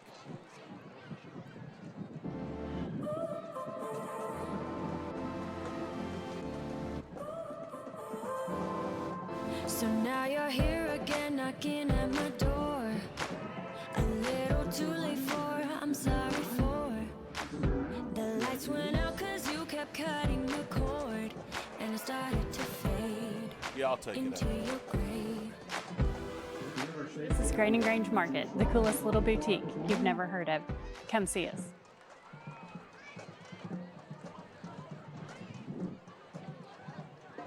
The correct play is exactly what the Knights are going to do. They're going to punt it away. Good thing for Jolliffe, who's averaged less than 26 yards on his last 2 punts into the wind. He's going to have good punting field position to work with. It is standing back at his own 40. 59 seconds to play here in the first half, so Carson May and company will get one more opportunity. Jones has 9 at the line of scrimmage, and they're able to keep him out as Jolliffe gets a decent punt, end over end. It's going to hit at the 33 and down immediately. So 19 yards into the wind, and boy, I'll tell you, the wind was a factor before the game, but it is much, much worse now here late in the first half. Yeah, because that football was going nowhere. Straight down, short punt, as you mentioned. Jones, Dave Martin, I like him taking that last time out to save that time because Carson May's going to cut this loose with the windows back. Well, keep in mind, Jones won deferred and still ended up getting the football, but Crossings Christian took the wind of the first quarter. May and company, scrimmage for the own 34. May guts it out right, the ball's knocked out, incomplete. He was looking for Luke Huckabee and jumping around that time, Peyton Brady. Peyton Brady with 7 pass breakups coming into the game. I think that's his second today because he shook one loose out of a receiver earlier. That guy's going to be, is a good player, but he's just a junior, 5'8", 155 pounds. Second down at 10 at the 34-yard line. Jones at their own end of the territory field. 46.5 seconds to play in the half. May throws deep left. The ball is underthrown and it's intercepted at the 45-yard line. Luke Olson. Luke Olson, the sophomore quarter, read Carson May perfectly. He picks him off, and that will do it for any hope that Jones has of getting an equalizer with 39 seconds to play going into halftime. Crossing had that bracketed nicely with Luke Olson in front, another defender in the back, and Olson just read it and timed that jump perfectly to pull that football out of the air. First down at 10 at the 45-yard line with 39 seconds to play here in the first half. Just like that, Jones has no timeouts. Wood drops inside the 40, throwing deep right, and he's looking for Rouse, who can't quite make the diving catch. He stretched out, the ball went right through his hands. That's a really good throw by Drew Wood in that win. It definitely was, because there's also tight coverage by Clayton Creasy that time, step for step for the receiver. That's how accurate Wood threw that football. Took 6 seconds, 33.9 seconds remained. Crossings has one timeout. Jones does not have any remaining. Knights lead 14-7 late here in the first half of this 2A District 2 matchup. Second down at 10 at the 45-yard line. 3 receivers left, one of the slot to the near side. That's Nate Rouse, the target of the last play. Single setback. Wood now will hand it off. Ward sweeping left. Needed a block, trying to get to the corner, didn't get much. He's going to pick up about 3 to the 48-yard line. They stretched that play out as good as they possibly could. And that may be the final play of the first half. Under 15 seconds to go, and Crossings will not have to snap it again if they so choose. It's going to be third down. Yeah, the Longhorns had 2 guys in the backfield at the time that Silas Ward got the football. When he took that pigskin left, he made the most he could get out of that to get outside. That's the way the first half ends. So the homecoming crowd here in North Oklahoma City on their feet applauding the Crossings Christian School Knights. They lead Jones at intermission 14-7. I'll tell you this, I bet that's not going to be a kumbaya meeting coming up at halftime for Dave Martin and the Longhorns. Now, what a great game plan that Martin had coming into the contest. That 3-play, 80-yard drive just looked like it was nothing for the Longhorns to go through. Then after that, you got to give credit to the opposite side of the football for Crossings. As you mentioned, the defensive coordinator, Jeremy Cleaver, doing a good job to make the adjustments. 14-7, the Knights lead the Jones Longhorns here at halftime from Knight Stadium in Oklahoma City. We'll take a break, be back in a couple of minutes with a scoring recap. We are at halftime, 14-7, Crossings Christian over Jones here in the High Plains Insurance Squirtle Game of the Week.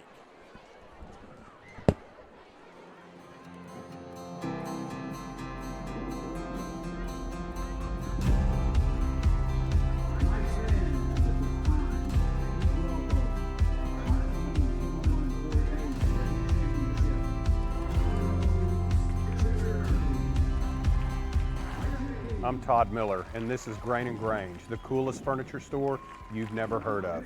Come see us. This is their sixth, I repeat, their sixth state. The High Plains Insurance Agency takes pride in keeping up with many changes in the crop insurance industry and keeping their insurers informed of these changes.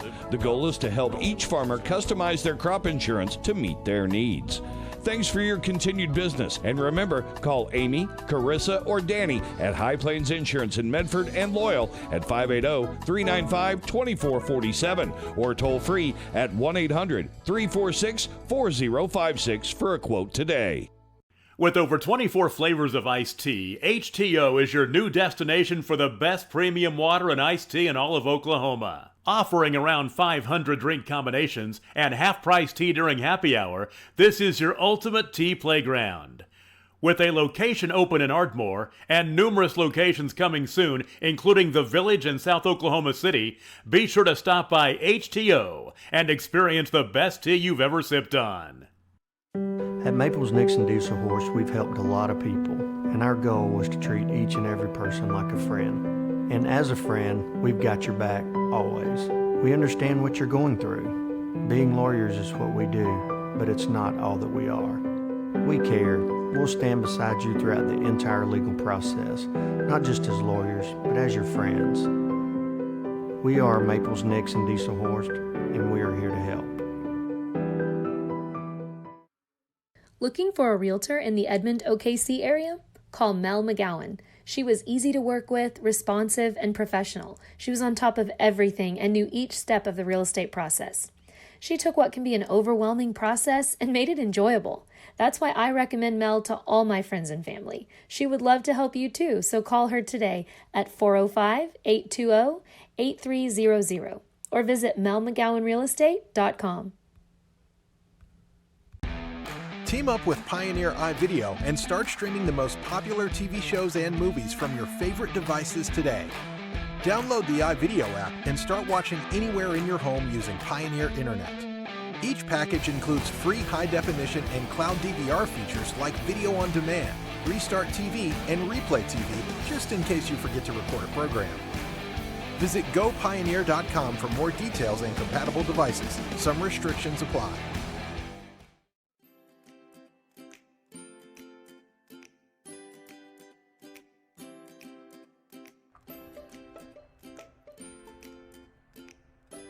Physical Therapy Central is proud to be keeping you in the game of life. Now with a convenient location in Kingfisher. Get back to the game of life faster with PT Central. Are you looking for a bank that provides excellent security and safety for your account information? Then Bank Central is made for you. When you use our website, bcna.com, you can pay bills, check account balances, download statements, and even manage your debit card. With our mobile app, you can do all that, plus make deposits as easily as taking a picture with your phone. Talk to a CSR at any of our 6 locations to find the products that work best for your banking needs. At Bank Central, we're centered on you. Member FDIC.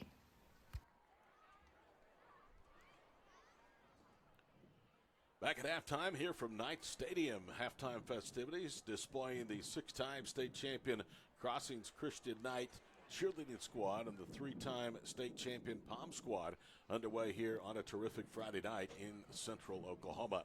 14-7 is our score. Crossings leads Jones. A little bit of a surprise perhaps. If you watch this, though, you take out one drive. Crossings clearly has been the more dominant team here in the first half. Jones won the toss, deferred, but still managed to get the football. The Knights took the win of the first quarter, and it took Carson May all of 3 plays and 80 yards to reach pay dirt. The final 32 were with his legs. 52-second drive. The extra point by Veers made it a count of 7-0. However, Crossings came back in a 3-minute and 4-second drive. 8 plays, 71 yards. Ward capped it with a 4-yard touchdown run. Jolliffe's extra point was good. That series, though, was really aided a lot by mistakes defensively in terms of penalties by Jones. 2 15-yard penalties aided that drive that Crossings never went to third down on one time. Again, the extra point was good. We were tied at 7. The only other scoring came with about 9.5 minutes to play in the first half. Justin Walraven took a pitch, went down the left sideline, outran all the defenders to the end zone. 80 yards later was 14-7 after the Jolliffe extra point, and that's where we stand here at halftime. Scott, I can tell you this, Jones is lamenting missed opportunities in the first half, and some of those are self-inflicted because of some personal foul penalties. Some were just 5-yard killer illegal procedure false starts, but they started 2 drives in this first half in crossings into the field and had nothing to show for it. And you got to give it up to the Knights. The Knights, after that, we say it over and over again, I thought it was going to be disastrous for the Knights, how easy the Longhorns moved that ball for that first touchdown. Of course, a big chunk of that went to Emmett Murphy up the left sideline, a nice pass by Carson May, but so much more aggressiveness after that first drive for crossings out. All kinds of gang tackling, people all over the field, close coverage. Of course, Murphy's a good specialist on a wide receiver. He gets separation one-on-one, but there's always help somewhere else on the field. At intermission, Jones trails Crossings Christian in the 2A2 district matchup here at Oklahoma City, 14-7. We'll step aside for a little break. We'll be back in about 15 minutes with the start of the second half. In our Game of the Week score, Crossings 14, Jones 7. Game of the Week presented by Danny Geis and High Plains Insurance on Squirtle. The thing with car buying nowadays is just how many options there are when it comes to where to actually get a car. Dealerships, websites, auctions, private sellers, and so on. But knowing exactly where to get your car loan makes it all much less stressful. That's where Communication Federal can help. There's a reason we're known for auto loans around here. Lots of car options and lots of places to buy, but only one choice for an auto loan. Communication Federal Credit Union. At Krotz, Lowry & Associates, our dedication to superior client service continues to drive our pursuit to provide the highest quality service. We are committed to providing close, personal attention to our clients and take pride in giving you the assurance that the help you receive comes from years of advanced training, technical experience, and financial acumen. We are not your ordinary bean counters. Call us today and find out what makes us different. 405-848-2200.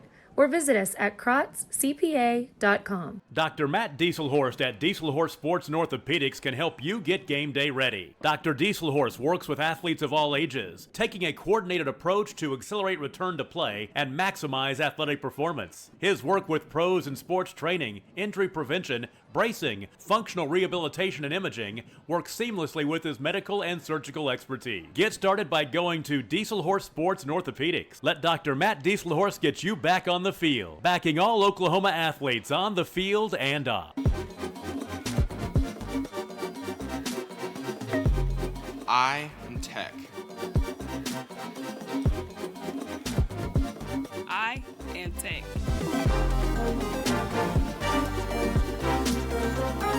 I am Tech. I am Tech. We are Tech.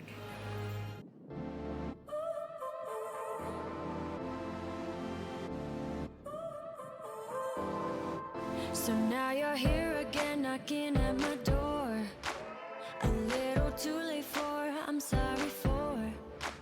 The lights went out 'cause you kept cutting the cord, and I started to fade into your grave.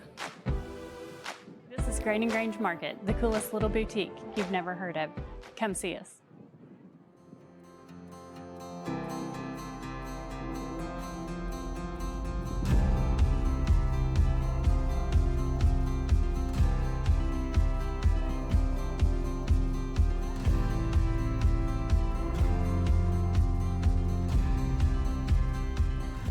I'm Todd Miller, and this is Grain & Grange, the coolest furniture store you've never heard of. Come see us. The High Plains Insurance Agency takes pride in keeping up with many changes in the crop insurance industry and keeping their insurers informed of these changes. The goal is to help each farmer customize their crop insurance to meet their needs.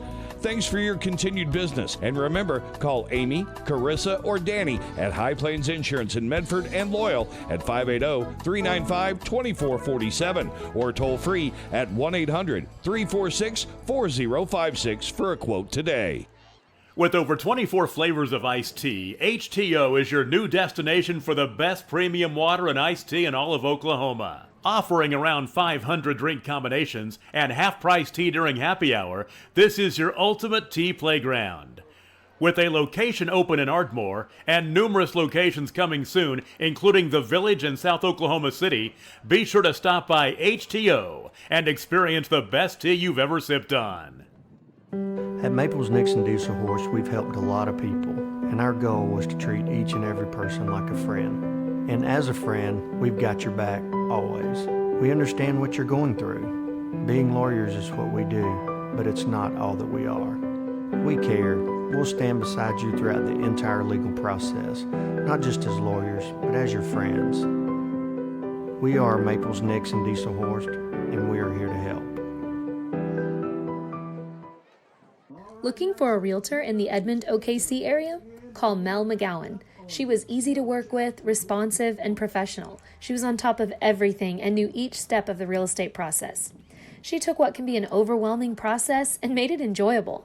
That's why I recommend Mel to all my friends and family. She would love to help you too, so call her today at 405-820-8300 or visit melmcgowanrealestate.com. Team up with Pioneer iVideo and start streaming the most popular TV shows and movies from your favorite devices today. Download the iVideo app and start watching anywhere in your home using Pioneer Internet. Each package includes free high-definition and cloud DVR features like Video on Demand, Restart TV, and Replay TV, just in case you forget to record a program. Visit gopioneer.com for more details and compatible devices. Some restrictions apply.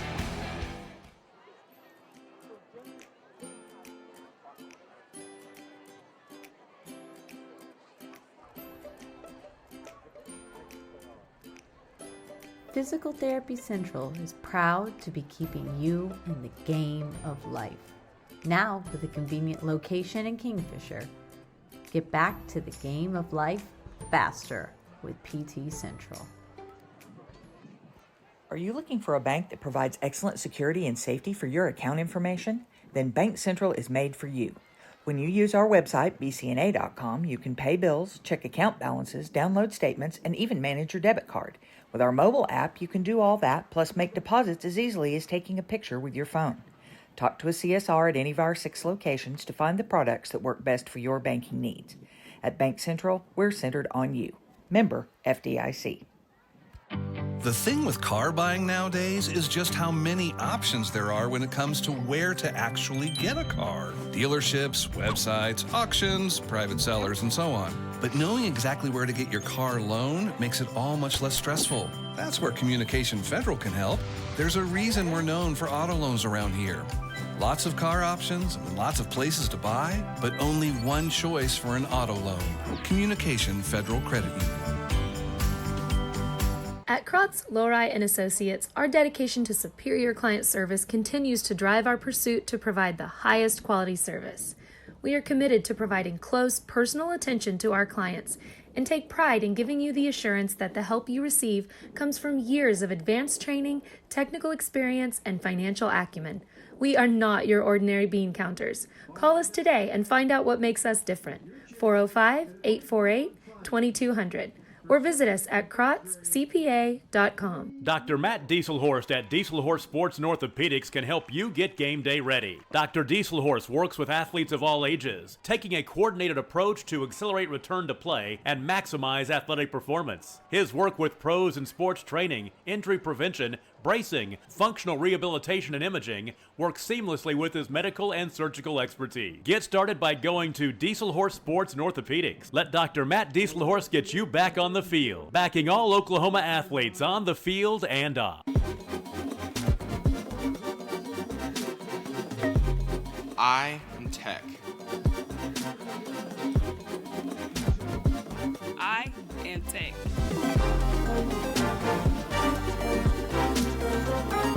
I am Tech. I am Tech. We are Tech.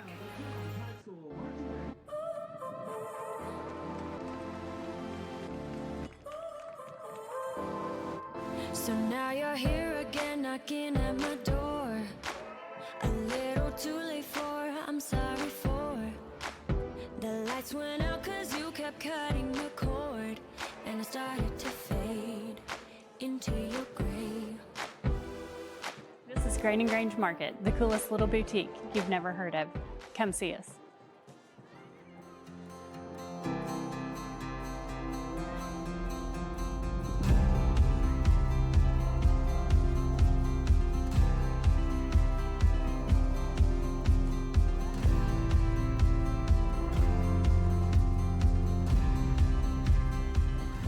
I'm Todd Miller, and this is Grain and Grange, the coolest furniture store you've never heard of. Come see us. The High Plains Insurance Agency takes pride in keeping up with many changes in the crop insurance industry and keeping their insurers informed of these changes. The goal is to help each farmer customize their crop insurance to meet their needs. Thanks for your continued business, and remember, call Amy, Carissa, or Danny at High Plains Insurance in Medford and Loyal at 580-395-2447 or toll free at 1-800-346-4056 for a quote today. With over 24 flavors of iced tea, HTO is your new destination for the best premium water and iced tea in all of Oklahoma. Offering around 500 drink combinations and half-price tea during happy hour, this is your ultimate tea playground. With a location open in Ardmore and numerous locations coming soon, including the Village in South Oklahoma City, be sure to stop by HTO and experience the best tea you've ever sipped on. At Maples Nixon Diesel Horse, we've helped a lot of people, and our goal was to treat each and every person like a friend. And as a friend, we've got your back, always. We understand what you're going through. Being lawyers is what we do, but it's not all that we are. We care. We'll stand beside you throughout the entire legal process, not just as lawyers, but as your friends. We are Maples Nixon Diesel Horse, and we are here to help. Looking for a realtor in the Edmond, OKC area? Call Mel McGowan. She was easy to work with, responsive, and professional. She was on top of everything and knew each step of the real estate process. She took what can be an overwhelming process and made it enjoyable. That's why I recommend Mel to all my friends and family. She would love to help you too, so call her today at 405-820-8300 or visit melmcgowanrealestate.com. Team up with Pioneer iVideo and start streaming the most popular TV shows and movies from your favorite devices today. Download the iVideo app and start watching anywhere in your home using Pioneer Internet.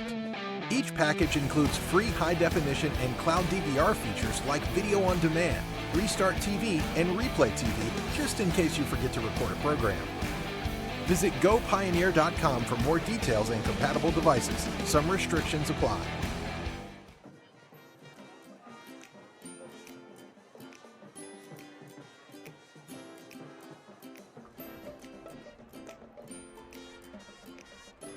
Physical Therapy Central is proud to be keeping you in the game of life. Now with a convenient location in Kingfisher. Get back to the game of life faster with PT Central.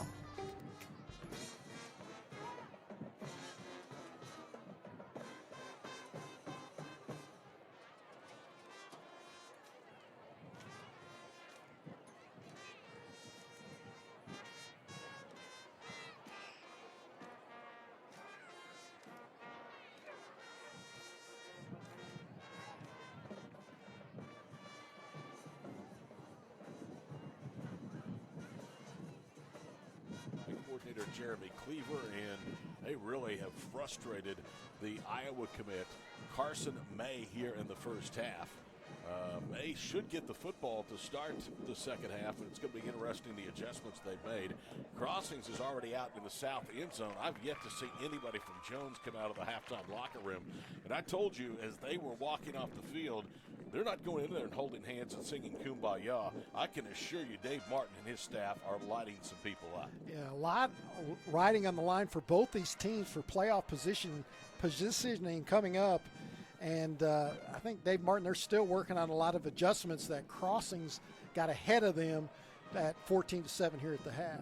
Drew Wood has been effective as a quarterback, but it has been Justin Walraven and Silas Ward that have really led the charge with the ground game for Crossings here in the first half. Walraven already over 100 yards rushing. He has an 80-yard touchdown run, longest of his career, and it was the fourth time this year that he has reached pay dirt. Walraven with over 100 yards in the first half also is now over 350 rushing yards here in 2021. How about Luke Olson, the cornerback for Crossings? Big interception right before that last drive that Jones was going for at halftime. Nate Rouse with some pass breakups, as along with Mason Snyder, the strong safeties, very aggressive. And then, of course, Peyton Brady broke up a couple of passes tonight. You can see the band out there on the field. I don't know how clearly you can see it, but that is actually not Crossings marching band. That is the Jones High School band that made the trek over today from eastern Oklahoma County. And pretty cool to let the visiting band have an opportunity to put on a performance for the other school, if you will. Jones, a terrific school district, terrific community, and they love their football. They'd like to have a couple more touchdowns, though, up on the board. I think it's fair to say. Well, there's so much time. You have a whole half of football. Of course, Coach Martin in the halftime locker room, he's going to get these Longhorns fired up. I expect them to make a big move early on offense. Their first drive, kind of similar to that initial drive that began the game. But at the same time, Crossings, they got their confidence back. After getting whipped down the field so quickly on that initial drive, it's been a totally different team. How about the job that Dave Martin has done continuing the tradition and maybe even taking the bar and raising it even higher at Jones? Their last 7 years, in 2020 they were 9-3. Before that, 10-2, 10-2, 13-1. In 2015 they won it all, or 2016, 14-0, and then in 2015 went 13-1. If they lose tonight, they already have 3 losses, and that's as much as they've had in any season over the last 7 campaigns. And that's with the D1 quarterback, Carson May. As you mentioned earlier on the broadcast, Carson May is going to Iowa. But, you know, they beat Luther 50-12, but I think Jones is out expanding so much, getting a lot bigger than a Luther. But that was a big, big rivalry, Todd. The Luther-Jones rivalry, called it the Hogback Road rivalry. Then Star Spencer used to be Class 4A, and now Jones and Crossings Christian have their way with that team. Jones on the road this year is 2-0. They've beaten Luther, as Scott just told you, and Star Spencer. Last week they won at home 29-26 over Chandler. And, you know, when we're looking at this game as a possible matchup, Jeremy Cleaver had told Adam, he said, I think it's going to be a good football game. But you look at the Chandler game, 18-16. Crossings falls at Chandler 2 weeks ago, and a 3-point swing the other way for Jones last week. So comparative scores, these two programs coming in record-wide or dead even, but I think you've seen it here in the first half. There's not a lot of difference between the two schools. Not a lot of difference, just, and I mentioned this in the pregame, you know, 29-26, the Longhorns beat Chandler. 18-16, Chandler beats Crossings. But that could just be a big penalty. That could be a turnover. Could just flip that game around. The same thing here.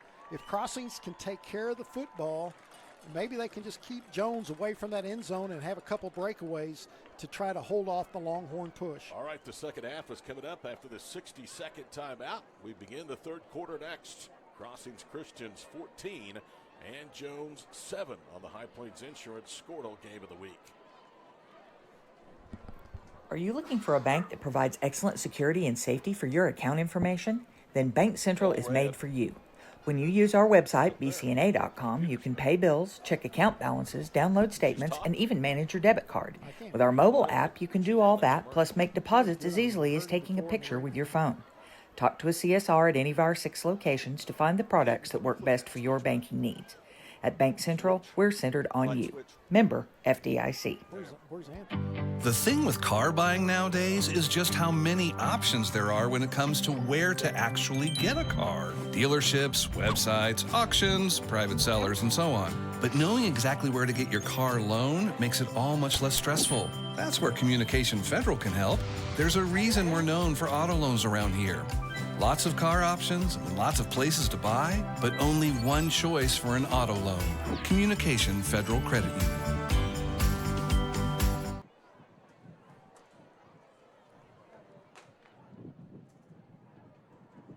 Jones one deferred, but Crossings will get the football. The Longhorns have elected to have that wind, which is up over 20 miles per hour this Friday evening in Oklahoma City out of the south to their back. Deep to receive the kick is Mason Snyder. It's coming from Nate Veers, a 5'9", 150-pound sophomore. And here is Veers' approach, and we are underway in the second half. It'll be Snyder inside the 5, backpedaling to bring it out. Sweeps right to the 10, cuts left to the 15, gets to the 20, spins off a defender, stiff arms another, and then goes down at the 25-yard line. Very good return from Mason Snyder to start the second half, and now flags all over the place. They're wearing pink flags tonight here on homecoming. And let's see what this call is. It was very late after the end of the play. You can tell Mason Snyder's a senior. He's just running with vengeance, breaking tackles, spinning off. He does the same thing at defense on his safety position. Striped shirts are visiting. We'll get the indication from Tom Dinker here in just a moment. Personal foul against Crossings. Oh, boy. That will not please Jonathan Keithley at all. Keithley, former offensive coordinator at Deer Creek, then spent a couple of seasons, had 2 very good years at Watauga before taking over here at Crossings Christian. His team last year was 1-8, but you could really throw that good or bad. That season was a strange year all the way around, but they've rebounded, winning 3 of their first 5 and leading 14-7 here in week 6 over perennial 2A power Jones. Yeah, Jonathan Keithley, offensive coordinator back at Deer Creek. There's a guy named Grant Gower was the head coach there then. First down and 10 at the 13-yard line for Crossings. Wood awaits the snap back from Cole Taylor. Now a pitch on the perimeter and trying to get to the edge. Not much doing. A good tackle that time by the defensive back. That was Foster Moore on Silas Ward. Will pick up about 2.5, maybe 3, close to the 16-yard line. Foster Moore went for a little ride, tackled Silas Ward up there on the top of the shoulder pads, and Ward just gave him a little spin around. You look at this depth chart offensively, there's a lot of skill position guys coming back next year for Jonathan Keithley's Knights Club. Now, they're going to have to replace Drew Wood, but the backup is listed as Nate Rouse, so this kid's a really good athlete all the way around here at Crossings. They give him 3 on Ward's first carry of the second half to the 16. It's second down and 7. Ward to the backfield, starts the second half, throw out left, ball is caught behind the line of scrimmage and nowhere to go. Logan McGowan was the recipient of that throw behind the line of scrimmage, and it goes back to the original line of the 13-yard line. Foster Moore with a nice, strong, high tackle, just throwing the body to the turf there. 10:48 to play here in the third quarter. And the clock is stopped. We get a personal foul against Jones. That flag came in late. That'll negate a tackle for loss for the junior safety Foster Moore. And boy, that is a huge mistake because you have them 3rd and 10 back at the 13. Now it's first down and 10 up at the 28. And also into that wind, and we've noticed Crossings punts going to the south end zone have not gone over 20 yards. 10:45 to play, third quarter. Todd Miller, Scott Wanish, Caden, and Sam, the crew here tonight in Oklahoma City. Another Squirtle game of the week going on just outside Enid at Garber High School, Pioneer and the Wolverines. Halftime, Balco Forgan leading Laverne 22-20. That's an 8-man game out in Harper County.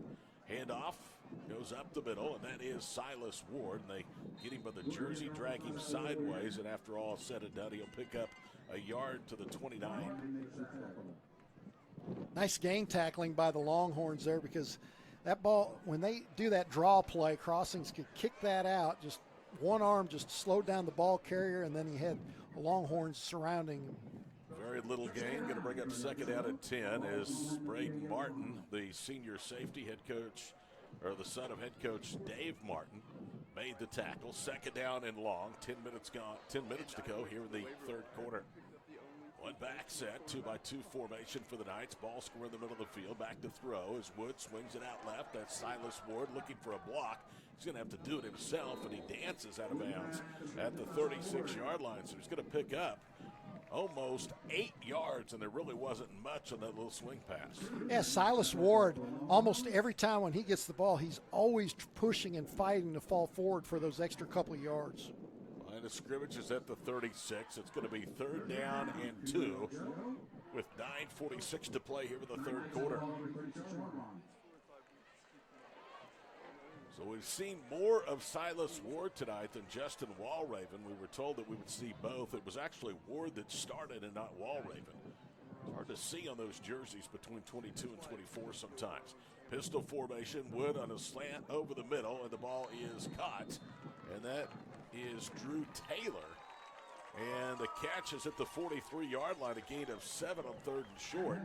Taylor, I don't think, knew if they were going to give him the catch, and I know the fans, by their late reaction, wasn't certain whether that was a trap or not. Well, Clayton Creasy, the defensive back for Jones, he definitely was pointing to the official. That ball hit the ground, and Creasy had good coverage, was very close there on the play. The officials are going to get together, and they're going to change it. It's an incompleted pass, so it's 4th and 2 at the 36. Crossings is shuffling personnel in and out of the wideout. And it will be Matthew Jolliffe back to punt at the 25-yard line. He will kick it away to Emmett Murphy. Good snap back, right-footed boot into the wind. Wobbly punt, and it's going to hit the 42-yard line, takes a bounce back, and is touched at the 44-yard line. So 14 up and 6 down is just a 20-yard punt. And his average, we speak of Matthew Jolliffe, has suffered tonight simply because most of the punts he has had to send off tonight have been into that wind. And that is the longest punt that he's had into the wind tonight. First down and 10. Carson May, Jones, 9:30 to go here in quarter number 3 at their own 44-yard line. Field position, starting field position has not been a problem for the Longhorns tonight. 3 receivers right, 1 left. May on a high snap, rolls all the way back to his 34. Throws deep far side, the ball is incomplete as he was looking for Huckabee, I believe. And it's 2nd down and 10. Blake Meek and Preston Mahan put a lick on Carson May there. Carson May did a great job. He's on the numbers, throwing that deep pass, just stood in and took the licks. Carson May has good bloodline. I mean, obviously he's going D1 as a quarterback out of a 2A school in Oklahoma. His brother Dalton was a tight end at Jones and later had a good collegiate career at the University of Tulsa. 2nd down and 10 to the 43-yard line. Clock stops and the incompleted pass. 9:24 to go, 3rd quarter. Still 14-7 Crossings. And now as Jones comes to the line of scrimmage, a mix-up, but they're going to have to call a timeout. Back after these messages, 14-7 Knights on the High Plains Insurance Squirtle Game of the Week. At Krotz, Lowry & Associates, our dedication to superior client service continues to drive our pursuit to provide the highest quality service. We are committed to providing close, personal attention to our clients and take pride in giving you the assurance that the help you receive comes from years of advanced training, technical experience, and financial acumen. We are not your ordinary bean counters. Call us today and find out what makes us different. 405-848-2200. Or visit us at krotzcpa.com. Dr. Matt Dieselhorst at Dieselhorst Sports and Orthopedics can help you get game day ready. Dr. Dieselhorst works with athletes of all ages, taking a coordinated approach to accelerate return to play and maximize athletic performance. His work with pros in sports training, injury prevention, bracing, functional rehabilitation, and imaging works seamlessly with his medical and surgical expertise. Get started by going to Dieselhorst Sports. Carson May will keep it on a quarterback draw, breaking tackles all the way to the 43-yard of Crossings Christian. A 1st down gain, and that's really the first time that Carson May has been able to get on track with the run, with the exception of the 32-yard run to start the ball game for a score. Yeah, good call there by Dave Martin. Coming out of the timeout, a design quarterback draw for May. He dodges the first pass rusher. That should slow down the pass rush a little. Under 9 minutes to play in the 3rd. May fakes the handoff. Now is going to throw it out across the way, and bang! A terrific play. Snyder. Weir made the catch. It was one buried by one. Mason Snyder was the one that blew it up, and the play goes for a loss back to the 48. Mason Snyder is everywhere. Nice, strong kickoff return, and he is all over from his strong safety position wherever the ball is. Guys, how about this? At halftime, Bixby 42, Choctaw 7. Bixby 336 yards of total offense, Choctaw 159. Second down and long. May throws a bullet across the way. It's got 35-30, up to the races to the 25. Cuts left to the 15 to the 10, and he is in for the touchdown.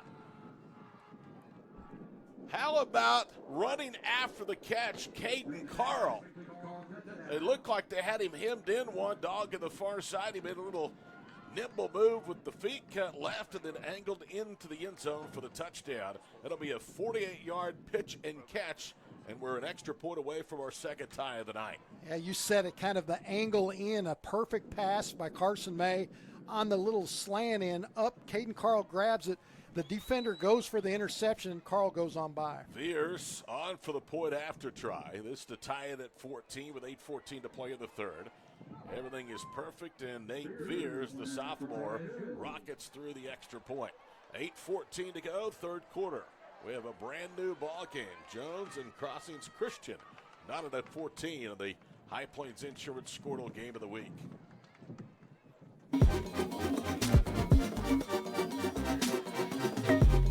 I am Tech. I am Tech.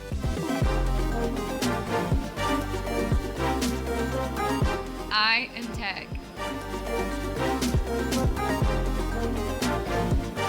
I am Tech. We are Tech.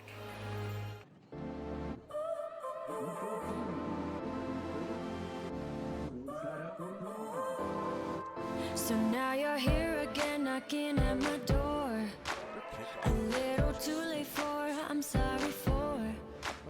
The lights went out cause you kept cutting the cord, and I started to fade into your grave. This is Grain and Grange Market, the coolest little boutique you've never heard of.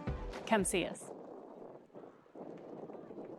Veers sends it away. It's going to be returned a yard deep into the end zone, coming right out to the 15 and now the 20-yard line, and that's where the run will end.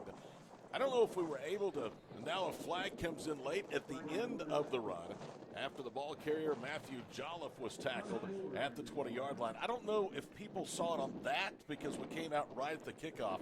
I know they've seen it tonight. Talk a little bit, One Dog, about the unique kickoff coverage, kickoff return coverage team and how they line up. Yeah, Coach Martin for Jones, he had like a little circle of about 4 or 5 more, maybe like a diamond on the left side, and then a little bunch down on the right side, the rest of the players, and the kicker by himself. What I think he's doing is just kind of put it in the minds of Crossings that we might do an onside kick here, and then they kicked it deep. So he's got the option to do that formation again, do an onside or kick it deep. Personal foul, 15 yards against Jones, so instead of at the 20, Crossings will start the football, or will start this drive at their own 35-yard line. Another major penalty marked off against Jones. They are up over 80 yards in penalties tonight. So Drew Wood leads the offense back out through the field. Let's see if Crossings Christian has an answer to that 1 minute and 16-second scoring drive, 4 plays at 57 yards. Motion man is Snyder. They'll hand it off to him on a jet sweep, trying to get out left. He's to the 40-yard line and angles out of bounds and is hit hard as he goes into the Jones bench at about the 41-yard line. A gain of 6, but boy, did you see how far back he went to try to just get to the edge. Jones is doing a good job. They have a 3-man front, nose tackle, 2 tackles. And sometimes them tackles get outside. You could call them defensive ends. And it's forcing Crossings to go wide, but their speed is so astute that they're making that corner. Another flag on the play. This is a hold or an illegal block. It's against Crossings. And it is a hold. They mark it off from the point of infraction. So the line of scrimmage is at the 27-yard line. So that will bring up first down and 18 instead of second down and 5. And you lose 13 yards in field position. 7:58 to go, third quarter. We're tied at 14. Defense ruling the night on this one here in northern Oklahoma City. Two receivers, left and right. Ball on the far side hash, you should see there on your monitor. Wood on the inside handoff will get it to Walraven, and he squirts out to the 30-yard line to pick up maybe 3. Yeah, that time Jones had 4 men lined up on the line of scrimmage, 2 of them standing. I believe that was Peyton Brady. It was 34, a junior that carried. It's a hold against Crossings again. So instead of being at the 42nd and 5, they're going to be backed all the way up inside the 20. It is a hold, and the line of scrimmage is at the 15. So that brings up first down and 30. And Scott, there is just no play on the coach's call sheet at first and 30 when you're that far behind the chains. Yeah, sometimes you just got to let it go. Maybe it looks like Jones is pulling up a little bit. Their safeties are only 7 yards off the line of scrimmage. Maybe get somebody deep here. First down and 30, back at the 15-yard line. Wood will hand it off. Brady hit the backfield, stays on his feet, able to get to the edge, and he is buried as he gets back to the 16-yard line, a gain of 1. Second down and 29 as we are at 7:45 to play here in the third quarter. Yeah, Peyton Brady doing a good job of breaking away from that first hit. Carter Cranford could have had him in the backfield for a loss of 6.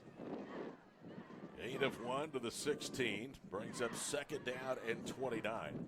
Crossings, we talked about this in the first half. One of the reasons that they control the game is that they won first and second down, both in offense and defense. They are not winning first and second down on this drive. Originally started at the 35 and is now all the way back to the 16 after 2 holding penalties. Hand off to Brady, coming right, needs a block, didn't get one, and a good open field tackle. How about that? Cameron Sweat took his legs out from underneath him. He'll pick up 1 to the 17, but it looked like if he got to the edge, he was going to pick up a whole lot more.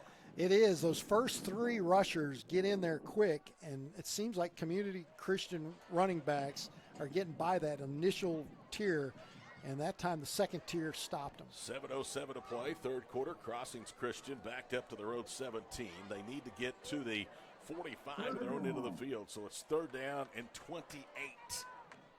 Drew Wood in a certain passing situation, slaps his hands, now he options and pitches it forward. Not a good pitch at all as Peyton Brady is in trouble, and he's swallowed under back at the 14. And another late flag comes in at the end of that run. Well, that's a nice tackle by Braden Martin, just squeezing both of the ankles of Brady. Boy, this will drive Dave Martin crazy. It's against Jones, unsportsmanlike conduct. And an automatic first down after you had them stop third or fourth down and 32. Yeah, Martin's out on the field about 8 yards talking to the side judge. Must have been some type of taunting after the smothering tackles. There's a good gang tackle by the Longhorns, led by Braden Martin at the bottom, squeezing the ankles together. It's actually not an automatic first down. It's 4th and 16 at the 29-yard line. So Jolliffe will be on to punt. You know that Jones is going to get good starting field position. 6:44 to play in the third quarter. We are tied at 14. Crossings looking to win their 4th in 6 weeks, and Jones their first loss. Here comes the Longhorns up the middle again, and Jolliffe kicks it straight up in the air. The wind knocks it down. It's inside the 40 and down immediately by Preston Mahan. And that punt will go for very little. It's to the 37. It's an 8-yard punt.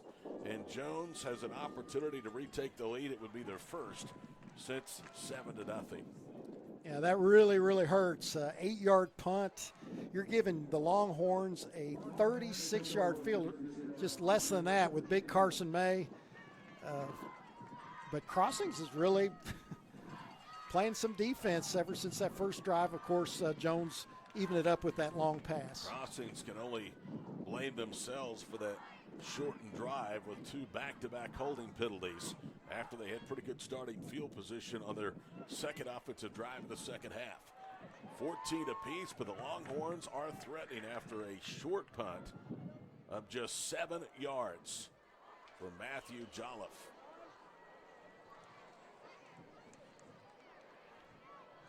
Jones in the first half started 2 drives in crossings into the field, and both times the Longhorns were turned away on downs. Jonathan Keithley hoping that will be the same time. It will be a hat trick in terms of turning away the visitors. First down and 10. Jones at the 36 of Crossings Christian. They'll motion a man, wire to the far side. Direct snap. May is going to keep it. He's hit and dropped at the 39-yard line. Silas Ward. Whoa, he was back there just as soon as Carson May took that first step. It was almost as if Silas Ward, who has 7.5 tackles for loss on the year coming in, was in the huddle. Silas Ward, great anticipation. He timed that snap perfectly. And Carson May is a big quarterback. And Silas Ward's not that big, but boy, he's got a big heart. Went and took his legs out immediately. -3 of that Carson May run back to the 39 of Crossings Christian. So it'll be second down and 13. And now the clock is stopped again as they are visiting back at the 47-yard line. I'm not certain what this is about. Mason Wire is actually listed in there as well. Still don't see that there's been a flag thrown on the play. Dave Martin is back out of the field again. You can probably see him across the way or just barely in your screen. He was near the 50-yard line. Now he's headed back to the far side on the east side. So it was an official stoppage of play, no foul. Second and 13 to the 39-yard line. 5:54 to play here in the third quarter. We're tied at 14 of the High Plains Insurance Squirtle Game of the Week from Oklahoma City.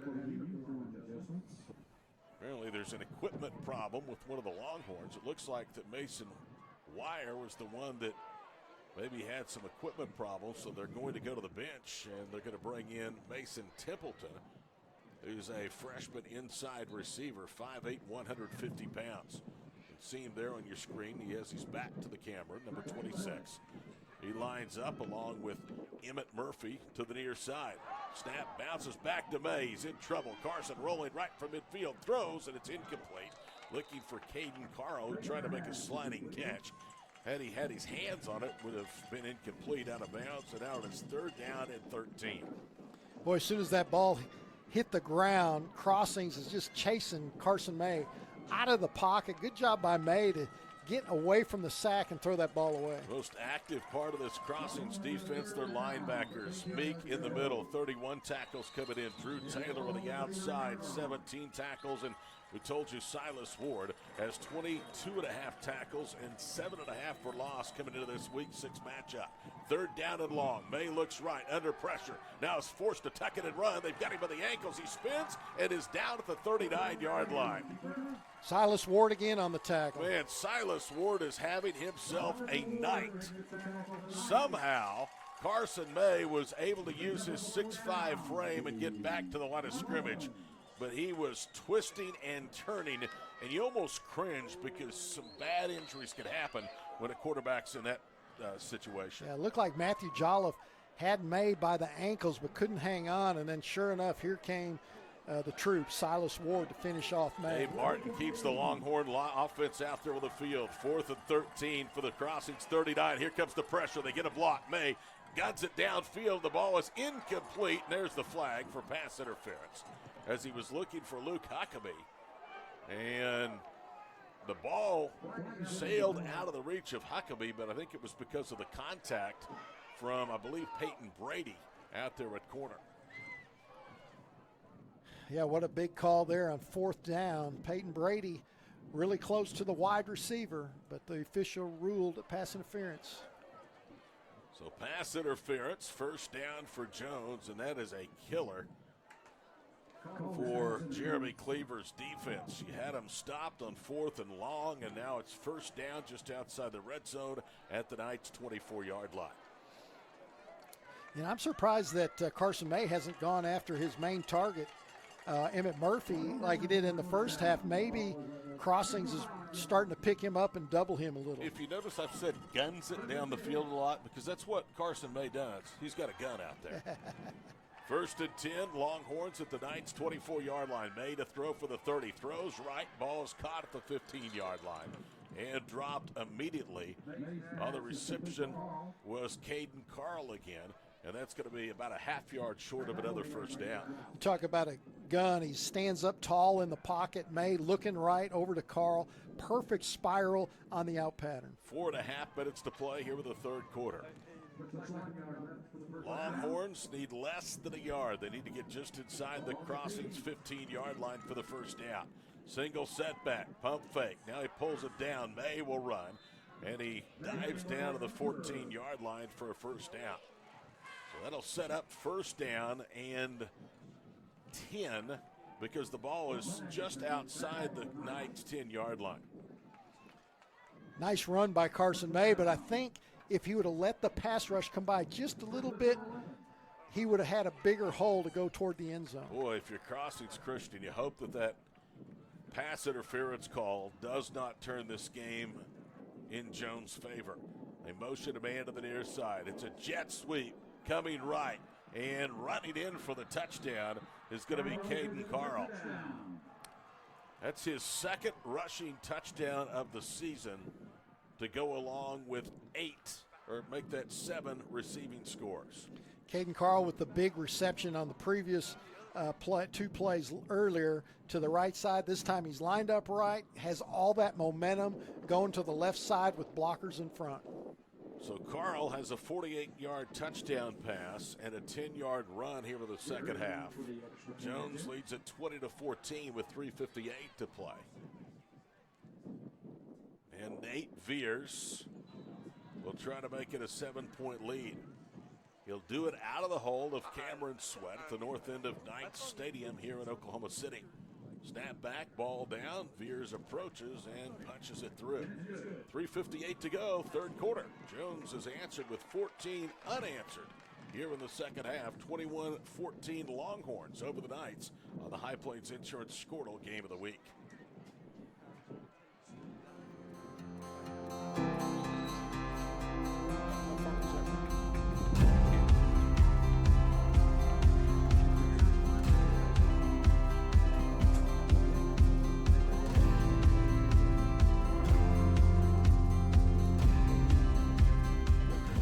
I'm Todd Miller, and this is Grain and Grange, the coolest furniture store you've never heard of. Come see us.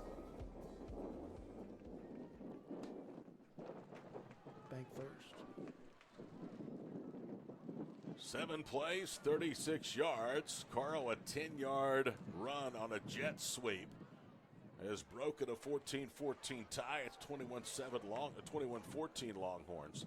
The key play, really, that drive, though, on 4th and 13 from the Crossings 39. Pass interference was called against the Knights. And just 3 plays later, May and company cap off the drive. There's that unique kickoff return coverage formation. It's booted away to the far side. It's going to hit at the 10 and goes out of bounds. You can see that Mason Schneider was guarded against the ball coming back into the field of play. So it'll be first down and 10 for Crossings with 3:58 to play here in the third quarter. Yeah, Todd, you talk about that wind. That's a costly mistake with the wind to your back. You definitely don't want to kick it out of bounds with the wind to your back. Well, let's see what Crossings Christian can do right here, Juan Dog. They play from behind for the first time since it was 7-0, less than a minute into the first quarter.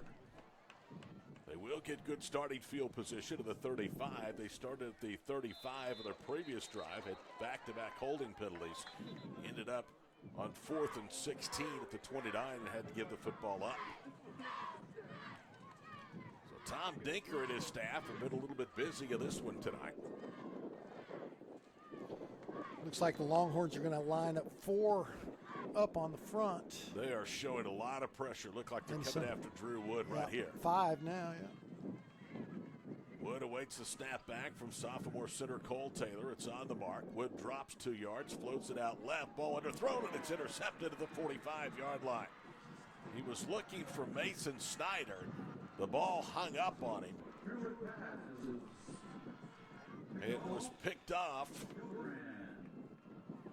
Hildebrand was the one that made the interception for Jones. And now with a touchdown lead, the Longhorns will start at the 45. Yeah, the Longhorns were showing blitz, but then fell back into coverage, and Drew Wood did not read that correctly. Luke Hildebrand with the interception. And now it's first down and 10 for the Longhorns at their own 45-yard line. With 3:52 to play here in the third quarter, well, you have to be careful right here if you're the Knights. Well, you take away that defensive pass interference penalty, still might have an even game here. May will keep it. He'll run right, and May is spun down at the 48-yard line as he'll pick up about 4. And they'll bring up second down, and we're under 3.5 minutes now to play here in the third quarter. An interception for Drew Wood is his first of the night. It's his 6th of the year, and you might recall in the first half that he had one that hit the paws of a Jones defender and probably should have been intercepted as well. Second down and 6. The line of scrimmage is at the 49-yard line. May to throw. Here comes the pressure. Throws off of his back foot, and it's incomplete. Looking for Caden Carl, and right there with him stride for stride was Mason Snyder.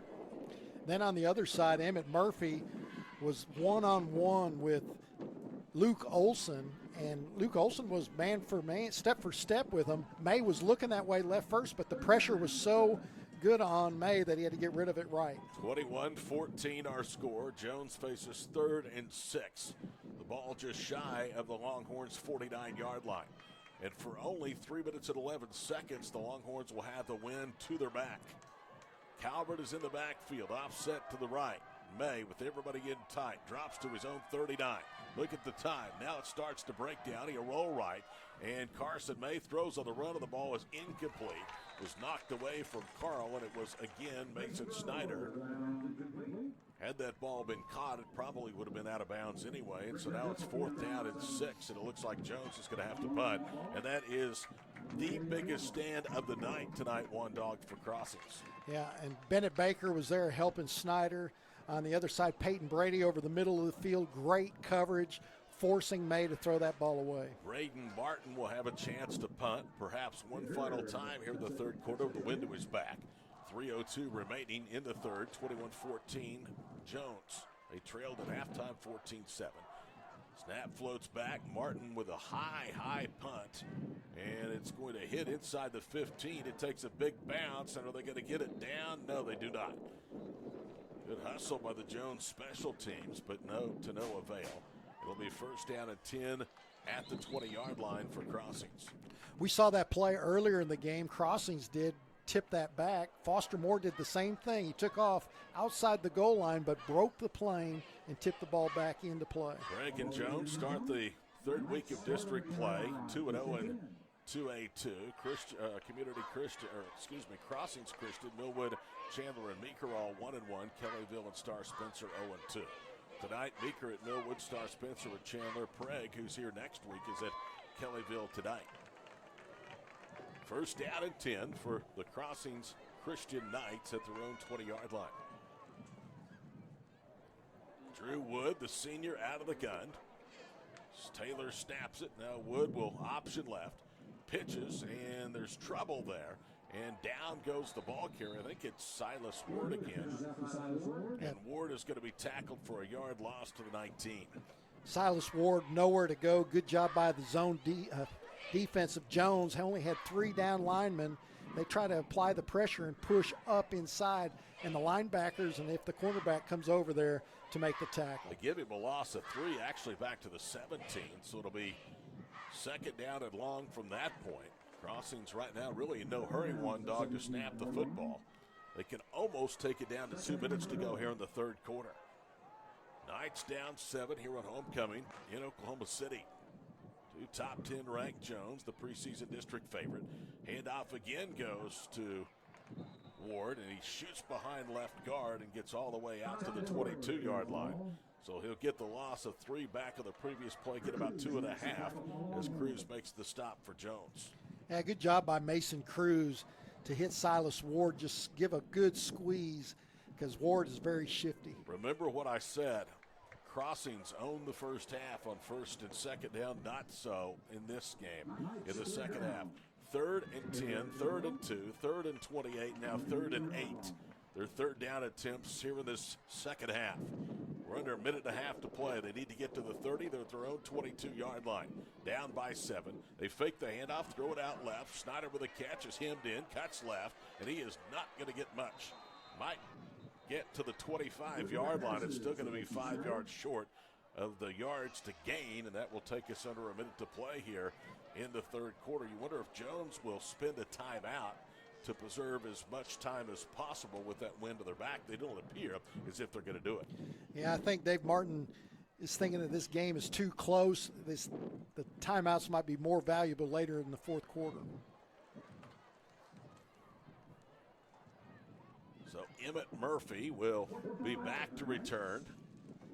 This Jolliffe punt inside his own 15, and I think they got a piece of it.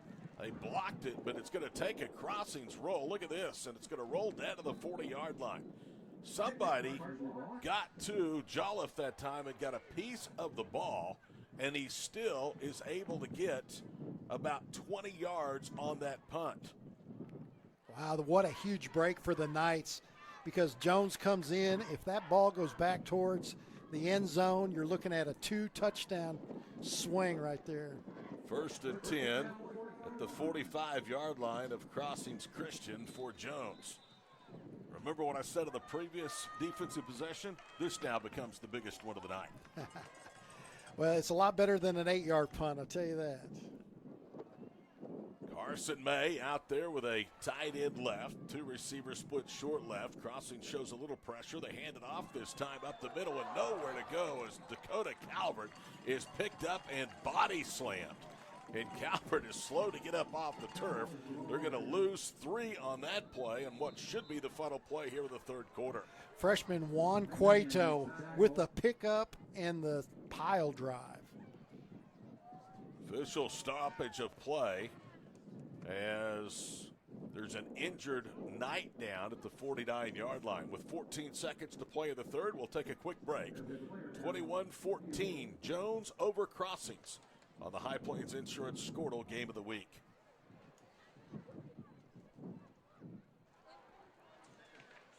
The High Plains Insurance Agency takes pride in keeping up with many changes in the crop insurance industry and keeping their insurers informed of these changes. The goal is to help each farmer customize their crop insurance to meet their needs. Thanks for your continued business, and remember, call Amy, Carissa, or Danny at High Plains Insurance in Medford and Loyal at 580-395-2447 or toll free at 1-800-346-4056 for a quote today. With over 24 flavors of iced tea, HTO is your new destination for the best premium water and iced tea in all of Oklahoma. Offering around 500 drink combinations and half-price tea during happy hour, this is your ultimate tea playground. With a location open in Ardmore and numerous locations coming soon, including the Village in South Oklahoma City, be sure to stop by HTO and experience the best tea you've ever sipped on. Preston Mahan, who was actually the tackler on that last play, was the one injured. He did get up and walk off the field on his own power. So it's 2nd and 13 Longhorns at the Crossings 48-yard line with 14 seconds to play here in the third quarter. Back to throw is May. Carson May comes left. Now he's got running room. He's got a first down and more inside the 35 and out of bounds at the 34. Clock will stop with 2.8 seconds to go here in the quarter. We need to clean something else up. The punt was not blocked. Instead, Jolliffe hit one of his offensive linemen, and that's why it looked like that it was blocked. It still was a very short punt, but you know what? Turned out to be pretty effective into the wind. No doubt, because there was an 8-yard punt earlier that that punt, what was that, 20-something yards? 15-yard run by Carson May to the 33 of Crossings Christian. Barring a defensive penalty, final play of the third quarter. May to throw, looking right, guns it out right, and the ball was caught and dropped immediately. Caden Carl went high for the catch, and he made it, and he was planted right there on the final play of the third quarter. So it'll be second and short and Jones after the final play of the third quarter. Peyton Brady was into that last stop. 12 minutes to go from Oklahoma City, 21-14. Longhorns after 3 here with the High Plains Insurance Squirtle Game of the Week. At Maples Nixon Diesel Horse, we've helped a lot of people, and our goal was to treat each and every person like a friend. And as a friend, we've got your back always.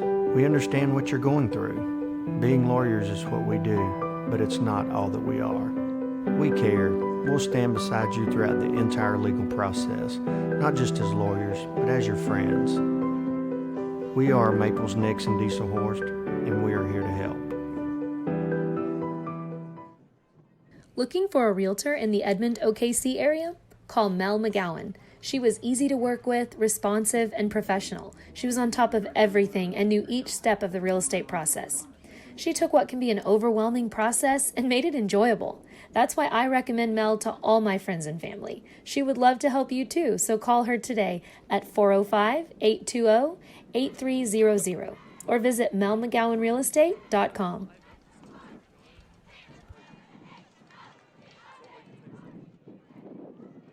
12 minutes to play. Todd Miller, Scott Wanish, and the crew welcome you back here tonight. Stadium on the Crossings Christian School campus in Oklahoma City. Final play of the third quarter, a 6-yard pass play. Brings up 2nd and 4 for Jones at the Crossings 27. Second half, third quarter, Bixby 49, Choctaw 7. Apparently Choctaw student body tonight before the game chanted overrated to Bixby.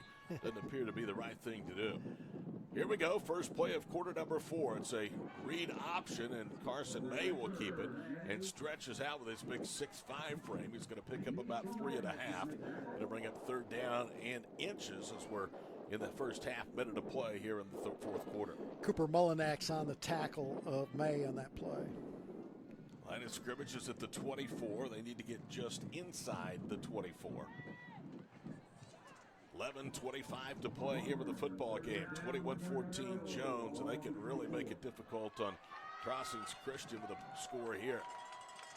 Calvert in the backfield. 3 receivers split to the press box side. Here comes the Knights. May to throw under pressure. Throws a slant over the middle, and it's caught at the 15-yard line. And he had to get it out quickly. It was Emmett Murphy that made the catch. Did you see how quickly he had to get the ball out because he was under duress? Yeah, and I think he would have been sacked. Maybe one of those Jones there on the left side of the line had a little bit of laundry there on the hand. Catch goes for 8, and it's a big one. Sets up first down and 10 at the 16-yard line of Crossings Christians for Jones. A minute gone here with the fourth quarter. Longhorns trying to take a 2-score lead. Carson May pitches left, looking for block Calvert, and he cuts inside. And it's going to be rolled down at about the 12-yard line. He'll pick up about 4. Jones content right now to work the clock. 10:44 and counting to play. Crossings has all 3 of their timeouts. Longhorns have 2 remaining. Nice adjustment by Dave Martin. Crossings been bunching up the middle of the field where the running backs can't get through. So it was a quick pitch way outside the end to Calvert. Second down and a long 5. The ball at the 12-yard line of the Knights. Carson May is going to keep it. Tries to run up the middle. He has nowhere to go. And he might be lucky to get back to the line of scrimmage. Good job by Blake Meek to get in there, down there around the ankles, pulling down Carson May. Third down and 6 at the 12-yard line. Clock reached 10 minutes to go with the ball game. You see the score on the lower part of your screen. Jones 21, Crossings Christian 14. Homecoming night here at OKC for the Knights. Third down from the 12. May mishandles the snap. He's under pressure. Hit as he throws. It's intercepted from the 13. Return to the 20, 25, 30, 35, 40. Running left to midfield. Cuts right to the 45, to the 40, and he's gone. It's Silas Ward. He'll take it all the way for the touchdown. Wow, what a play. Silas Ward everywhere. 87 yards is what I have it on the pick 6 for Silas Ward. That is his second defensive score of the year. He had an interception and 4 fumble recoveries. One of those coming in was returned for a touchdown. And how about that? Silas Ward has kept Crossings in this ball game. And Jones unable again, Juan Dog, to take advantage of starting field position and the opponent's into the field. Out of the shotgun, Jones has been having a little bit of trouble with a good clean snap every time. That time, it caused a lot of duress, pressure in there. Ward was just waiting and read that and took it all the way. Jolliffe on for the 21st point of the night to tie it with 9:28 to play. And a flag comes down as they snap the football. And somebody may have been offsides for Jones. There it is, offsides against the Longhorns.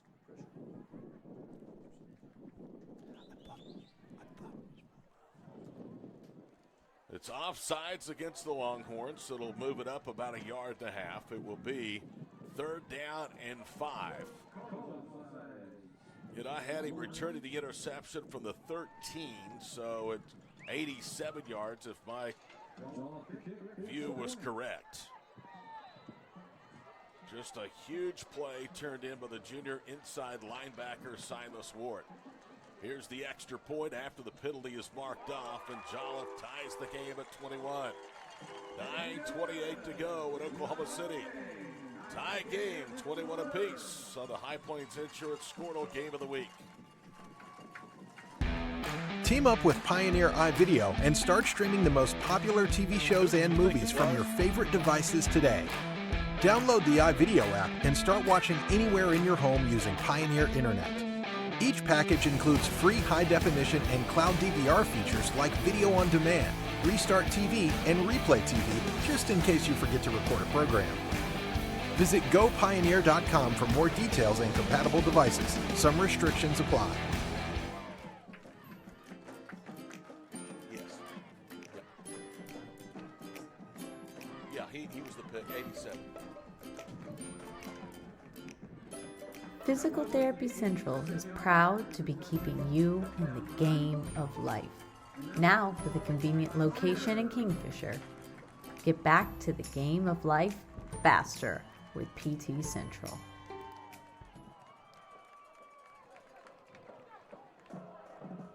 Folks, we have a good one at Crossings Christian tonight. Jones looked like for everything in the world they were going to go in for a 2-score lead here in the 4th quarter. Instead, Mason Snyder provides the pressure. Silas Ward, the errant throw for May, returns at 87 yards, and we're tied to get at 21. Knuckleball kick. This will bounce to the near side, and it's going to roll into the end zone. So it'll be 1st down and 10 for Jones at the 20-yard line with 9:28 to play. And if my writing is correct, that is the first interception of the season thrown by Carson May. It all started with the snap, and there's been a couple of times there's been some bad snaps or snaps that Carson May can't handle, and in that time you get the pressure off the edge. Carson May had to rush that ball, and there was awaiting Silas Ward. Great anticipatory skills. 1st down and 10 for Jones at the 20-yard line. So the Longhorns tonight, you don't want to beat a dead horse, but a personal foul now has been called against Jones, so they'll mark it off half the distance to the goal line. And the Longhorns will start at the 10-yard line. That was a late flag. You don't want to beat a dead horse, Scott, but my goodness, if Jones doesn't win this ball game, they are going to lament the fact that they have squandered some terrific starting field position tonight. And all through the 3rd quarter, they're going to the north end zone. That means the wind to their back that entire quarter. 1st and 10 for the Longhorns at their own 10-yard line. 21 all. 9:28 to play in the ball game. They go to the ground game. They're going to hand it off. Calvert coming right. Flag is down. It's actually Caden Carl who was in the backfield and got the handoff. And he's down at the 17-yard line. If the play stands, it's a gain of 7. They threw it in the vicinity, though, of a block or a hold. Here's the indication. It is blocking in the back, signaled by Tom Dinker, our official. So another costly mistake by the Jones offense. Matthew Jolliffe and Mason Snyder on that tackle, but that's going to be marked off regardless. Half the distance to the goal, 1st and 15, back at the 5-yard line. 9:19 to play to the ball game. Crossings Christian 21, Jones 21. Some of the experts didn't expect much of a game. We thought it would be. Glad to be here tonight, and this thing has not disappointed. Neither team has been able to muster more than a 7-point cushion. It looked like Jones a moment ago might go up by 2 scores. Silas Ward had other ideas. From the 5, it's a keeper by May. Gets out of an ankle tackle, is hit hard, and uses that 6'5" frame to almost get 2 more yards to the 12. Second down upcoming, and we're under 9 minutes to play in the ball game. Nice tackle by Mason Schneider. There again, Todd, you had a bad snap, kind of high and to the left. The athleticism of Carson May jumps up, grabs it, makes a plus out of that play. May has run for 2 touchdowns this year. He has rushed for 106 total yards coming in. He's been sacked a couple of times tonight, and for the most part, the Knights have kept him in check with his legs. He does have a 32-yard run for the game's first score. That was just 3 snaps into the ball game. Second down at 8 at the 12, a high snap. They hand it off to Carl behind left guard, and he is punished. They're going to give him forward progress to the 12 and no more. And I mean, Caden Carl belted as he got the handoff. It's a good thing they called the forward progress because Drew Taylor pulled that ball out of Carl's hands. See Blake Meek coming off to the near side with his headgear off of his head. So he'll have to come out for 1 play. You know, pretty much for the Josh Cueto, the center, he's only a freshman, been snapping the ball good, but lately they've been either low or kind of high where May's got to jump. 3rd and 8 at the 12. Big play both ways. Mays drops to the 5 under pressure. Gets away from Jolliffe and then just throws it out of bounds.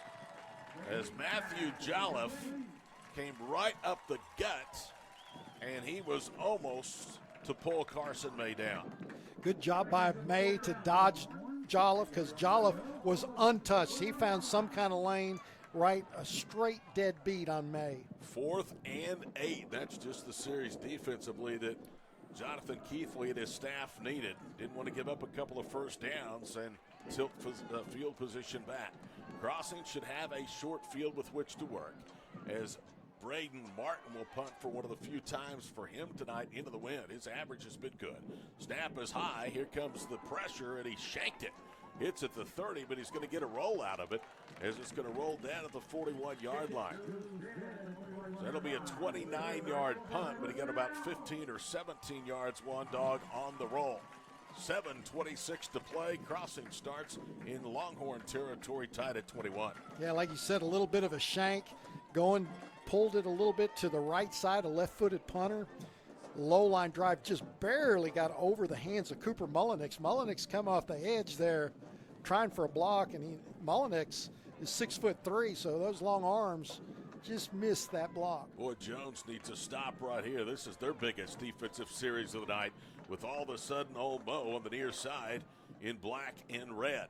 From the 41 of the Longhorns, handoff goes to Silas Ward running right. Ward is down, a flag is 2 after Ward is tackled to the 37 for a 4-yard gain. And that is coming back as they threw it right into the back of Preston Mahan and Cole Crawford on the right side. Boy, Silas Ward, he doesn't want to go down at any time. He didn't go down with that interception return and had his jersey pulled on the back, and he just kept spinning around, fighting forward. Don't forget, Squirtle Pay Dirt is on. You can check out other games from around the state. Andy Campbell, our host, doing a great job as always. After that, we will have Game Night Oklahoma. The scoreboard show from 10 to midnight here on Squirtle. Looks like they're going to signal a hold against Crossings. And that's kind of flip-flopped in the second half. Crossings getting penalized more. In the opening half, it was the Longhorns. So, holding at the 41-yard line. That'll put it back to the 49-yard line of Crossings and bring up first down and 20. So the Knights getting an opportunity to start at Jones' end of the field, kind of squanders that on a hold. 7:17 to go. You see the score tied at 21 on the High Plains Insurance Squirtle Game of the Week. Peyton Brady now is out there as the single setback. They show pressure off the edge. Here they come. Wood fires it out left, and the ball is incomplete. The flag. It's going to be pass interference. Cameron Sweat was right there on the back of Logan McGowan as he was trying to make a diving catch. Well, that was a close play. Cameron Sweat, great coverage, very close. The official ruled that he hit him early. Cameron Sweat is looking over to the far side, and he's saying just exactly what you did, saying, hey, I thought I had good coverage. Close play. So pass interference, and it will be back into Jones into the field at the 36-yard line. It'll bring up first down and 5.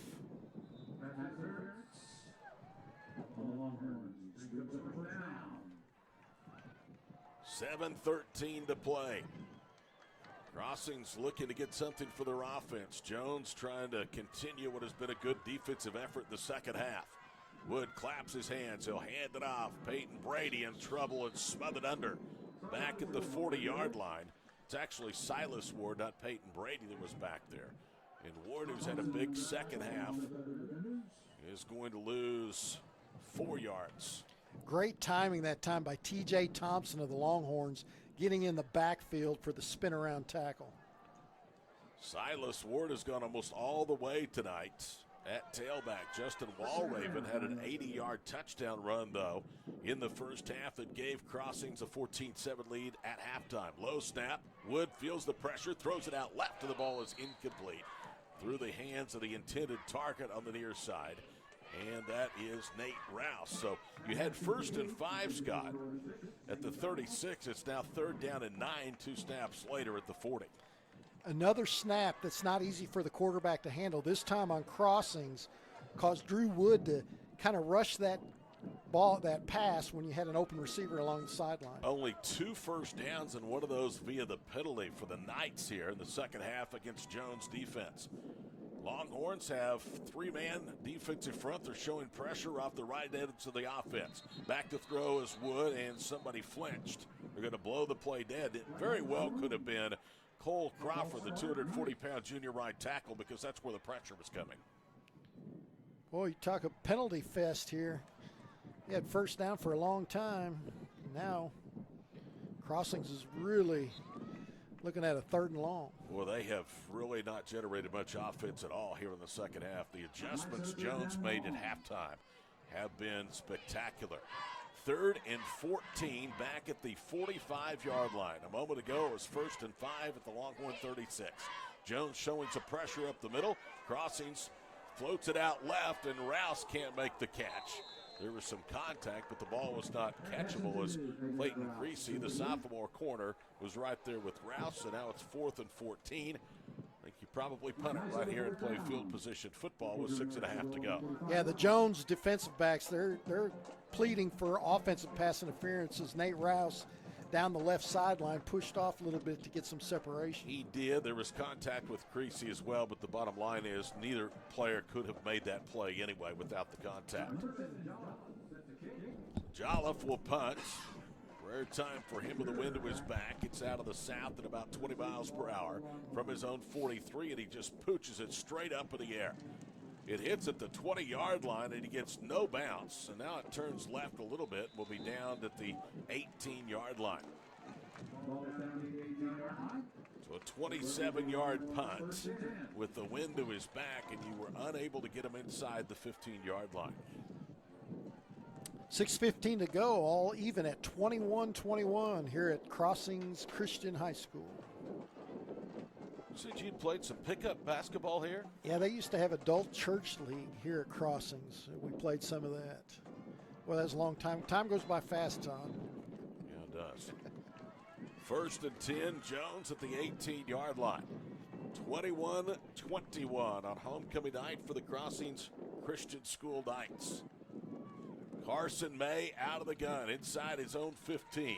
Hands it off, running left, Calvert. And he's dump trucked down as he crosses the 20 and gets to the 23-yard line. Looked like it was going to go for a lot more before Mason Snyder came up for the backfield and tackled him at the 23. Yeah, Mason Snyder with the big bear hug tackle. 6 minutes and counting to play. 2nd and 5 at the 23-yard line. Next week, our game of the week will be on a Thursday night. Looks like right now it's going to be Lincoln Christian at Seminole in Class 3A football. 2nd and 5 of the 23. Motion man to the far side. They fake the handoff. Now running is May. May runs up the back of a one defender and then is tripped up at the 25. He's going to be 3 yards short of the yardage needed to gain, so it's going to bring up 3rd down. Neither team has been really good on 3rd down tonight. Jones' problem in the first half, again, was they were too far behind the chains. Once again, that snap a little high knocked May off balance, allowing Silas Ward to make that tackle short of the sticks. 3rd down and 4. Jones, as the Crossings crowd with just over 5 minutes to play in the ball game, comes to life, trying to urge their Knights on to a huge homecoming victory. 3rd and 4 at the 26. They need to get to the 30. May throws it over the middle, and the pass is incomplete. He short-armed it looking for Murphy, and Murphy was well beyond the first down sticks if Carson May could make connections. Yeah, Mason Snyder out there in coverage, as well as the guy Silas Ward, who's all over the field tonight.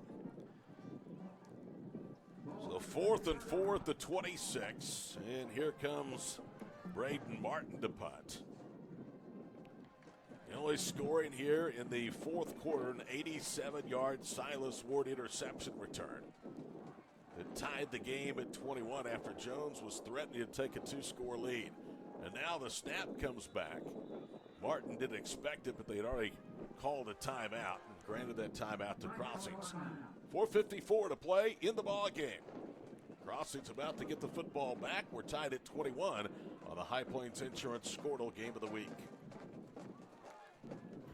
Are you looking for a bank that provides excellent security and safety for your account information? Then Bank Central is made for you. When you use our website, bcna.com, you can pay bills, check account balances, download statements, and even manage your debit card. With our mobile app, you can do all that, plus make deposits as easily as taking a picture with your phone. Talk to a CSR at any of our 6 locations to find the products that work best for your banking needs. At Bank Central, we're centered on you. Member FDIC. The thing with car buying nowadays is just how many options there are when it comes to where to actually get a car. Dealerships, websites, auctions, private sellers, and so on. But knowing exactly where to get your car loan makes it all much less stressful. That's where Communication Federal can help. There's a reason we're known for auto loans around here. Lots of car options and lots of places to buy, but only one choice for an auto loan. Communication Federal Credit Union.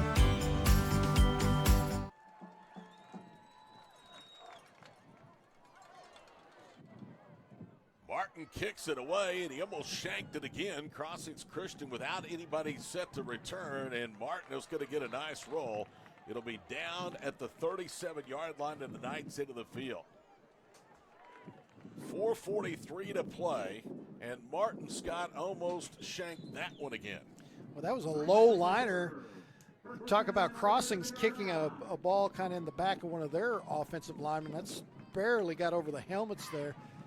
And then Crossings doesn't have a punt returner, allowing that ball to roll 20 yards. I don't know if I like that. First down and 10 at the 37-yard line for the Crossings Christian School Knights. Trying to hand Jones their first district loss of the season. Crossings looking for their 4th win of the campaign. Wood hands it off, coming left, and running room, and tackle to the 42-yard line. It's going to be Peyton Brady. Correction, Walraven. And he's going to pick up 4 to the 41-yard line. All those guys look the same in the backfield, too. Yeah, you have 22, 24, 34. 5'10", 5'10", 5'8", 175, 170, 155. 4-10 and counting to play in the ball game. Gain of 4 by Justin Walraven, who has gone over 100 yards rushing tonight. 2 big plays for Crossings. Has it a 21-21 tie. Drew Wood gets the snap. Now handed off to Walraven, circles all the way back to the 34. Look at the speed as he gets to the corner. He's across the 45 and hit just shy of the 46-yard line. He was 10 yards, Scott, behind the line of scrimmage. And once he got his shoulder square and got to the edge, he was able to pick up almost the first down. Outstanding speed by Justin Walraven, because it was Cameron Estrada who came in for Jones to force Walraven way back like that, and then Walraven still made a big arc and a big gain. 3:18 in county to play in the ball game. We're tied at 21, third and a yard for the 46, and they're into the field for the Knights. Wide receivers left and right. One back set. Taylor about to snap it. Before he does, Crossings wants to talk about it. 3:10 to play in the ball game. We're tied at 21. We'll step aside to pay the bills on the High Plains Insurance Squirtle Game of the Week. At Krotz, Lowry & Associates, our dedication to superior client service continues to drive our pursuit to provide the highest quality service. We are committed to providing close, personal attention to our clients and take pride in giving you the assurance that the help you receive comes from years of advanced training, technical experience, and financial acumen. We are not your ordinary bean counters. Call us today and find out what makes us different.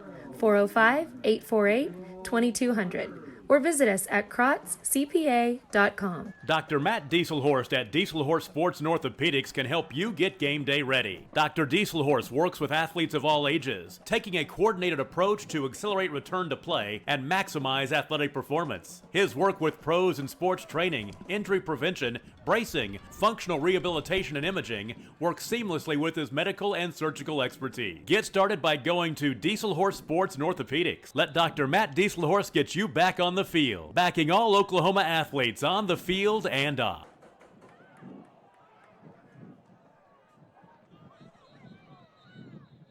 Out of the timeout, third and a yard of the 46-yard line. It's a quarterback sneak for Drew Wood, and actually it was Blake Meek that took the snap. They had a wildcat look, and Blake Meek, the junior tight end, took the direct snap. It did not look like that he got to the first down marker at the 47. Now the officials are visiting. The linesman on the near side, Scott, looked like he did give him to the 47, but when the play ended, it clearly did not look like he got there, but it's not going to matter. A flag illegal procedure, the call against Crossings. That could be on Preston Mahan for not being set. See, Drew Wood was in the shotgun back and then snuck up and took the snap. No, it was Blake Meek that took Blake the Meek snap. took the snap, yeah. So the line of scrimmage back at the 41-yard line. It's third down and 6. 3:04 to play in the ball game. We're tied at 21. Could we be looking at free football here on homecoming night? Pistol formation. Back to throw, Drew Wood. Pocket holds. He floats one near side. It's caught for a first down at the 44-yard line. Mason Snyder made the catch, and Cameron Sweat wrestled him down at the 44 of Crossings. They needed 6, and they got a whole bunch more of that. Well, what nice pocket for offensive line for Crossings to give Drew Wood all that time. He was looking over at Schneider on the flag route the whole time, just perfect loft of that pass over toward the left sideline. 15 yards on a 3rd and 6. New life for the Knights at the 44 of Jones. Crossings will be content to work the clock now. They're back into the opponent's end of the field. 2:26 in counting to play in regulation. We're tied at 21. Drew Wood hands it off. Coming left, now spinning right, wall waving. He is buried for a yard loss at the 45. There is a flag down, and that is a hold against Crossings. Well, this thing has gotten really ugly in the second half with flags.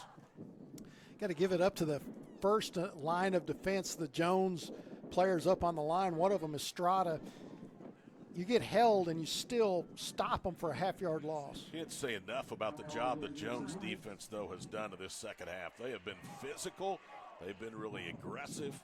And, I mean, there's a touchdown on the board for Crossing since halftime, but it's really not on the defense. Oh, definitely not on the defense. 1st and 20 back at the 44-yard line. With 2:15 to play, you see on the bottom left of your screen, we are tied at 21. Crossings has played a couple of close games. One went their way, the other did not go their way. Lost at Chandler by 2, lost by 9 here to OCS. Back to throw is Wood. Drew lofts one down the middle. He overthrew the intended receiver, and now a flag comes in, and Clayton Creasy's going to be called for pass interference. Well, that was a high pass. It was, and he's very fortunate it wasn't intercepted, but it would have been negated by the foul anyway. Yeah, because Braden Martin, the free safety weighing back, was coming and looking at that pass, but then the flag came out late. Here's the indication from Tom Dinker. It's going to be a first down for Crossings with exactly 2 minutes to play in regulation of the game, tied at 21 here from Oklahoma City. Appreciate the hospitality, the friendship displayed tonight by Crossings Christian. Always a pleasure for Squirtle to come here and be part of their activities. I've got to say, this is the first time I've ever called a game on the CCS campus, and I've enjoyed it. First down at 10 to the 41-yard line.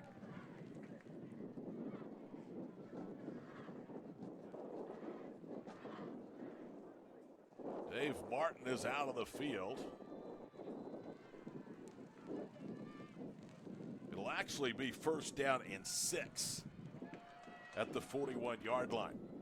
Drew Wood throws from midfield, and he's got a receiver, and it's caught at the 15 to the 10 to the 5, and he's in for the touchdown. Mason Snyder on a terrific throw by Drew Wood.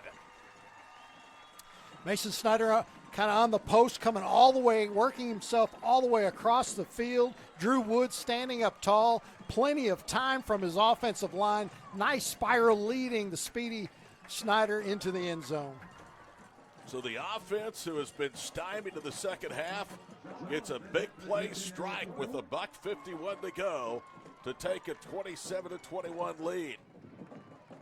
This is a big extra point here for Matthew Jolliffe. At the north end, ball is back and down. Kick is on the way. The extra point is good. 1:51 to play. Crossings Christian 28. Jones 21. We're back after these messages on the High Plains Insurance Squirtle Game of the Week.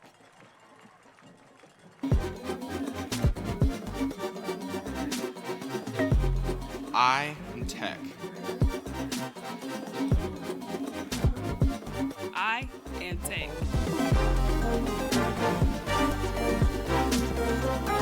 I am Tech.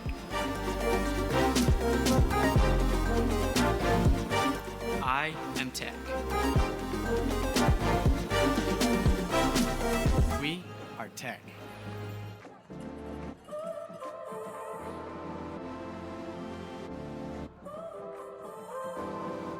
So now you're here again, knocking at my door.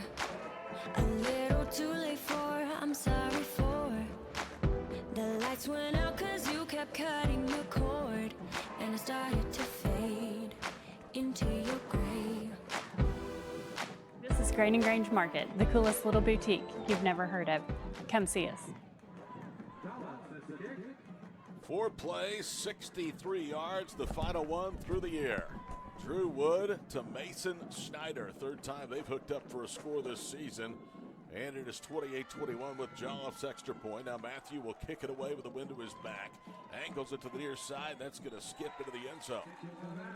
Okay, did you leave Carson May, one of the top 30 players in the state of Oklahoma, according to the Oklahoman, too much time? 1:47 and 2 timeouts. And he needs to go 80 yards for the equalizer.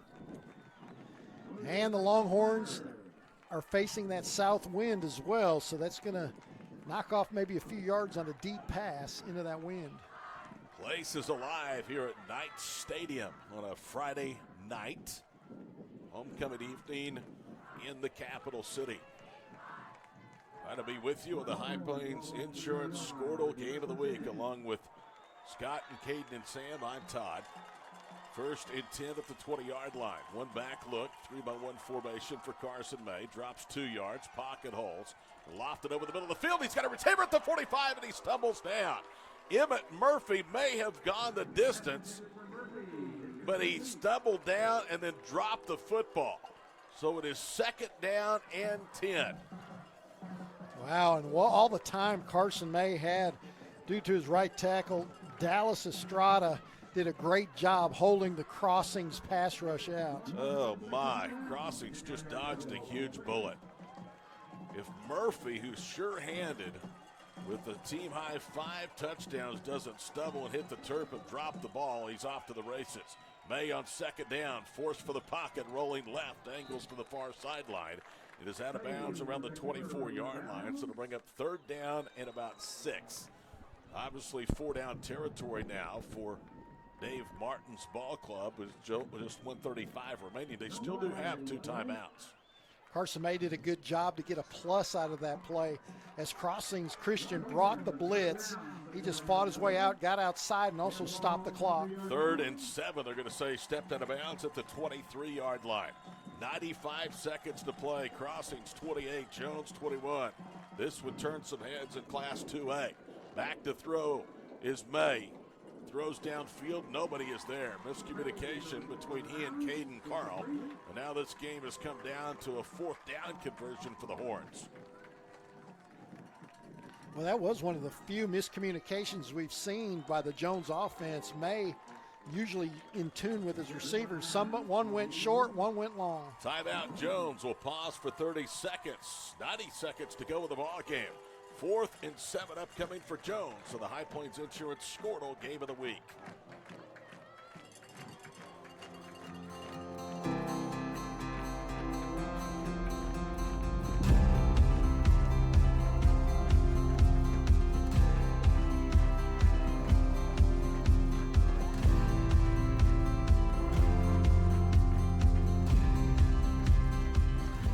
I'm Todd Miller, and this is Grain and Grange, the coolest furniture store you've never heard of. Come see us.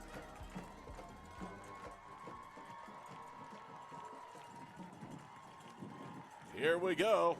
The homecoming hometown crowd urging their defense on down below. The Jones partisan clad in green across the way on the east side, making noise as well. 4th down and 7 of the 23 for Jones. Here's the ball game. May back to throw for the 15. Has time, throwing down the middle of the field. It's caught at the 45, and he's off to the races. It's caught by Emmett Murphy for the touchdown. Are you kidding me? On 4th and 7 from the 23, the big-time arm of Carson May connects for a big-time touchdown to Emmett Murphy. Crossings rushing as hard as they can. Carson May standing tall in the pocket, knowing all he's doing is a heave, not even looking toward the sticks, looking way downfield, straight down the middle of the field to Emmett Murphy for the TD. You could not drop that ball in Emmett Murphy's hands any better than Carson May just threw it. He hit him in stride, and then Murphy just pulled away for the 45-yard line. 77 yards on 4th down and 7. Here's the equalizing extra point, and it is blocked. It's picked up, and did he get in? He did for 2. He got in for 2.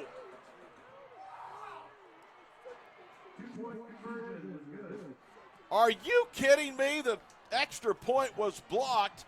It was picked up and run in for 2. By Cameron Sweat. Cameron Sweat just got to the pylon.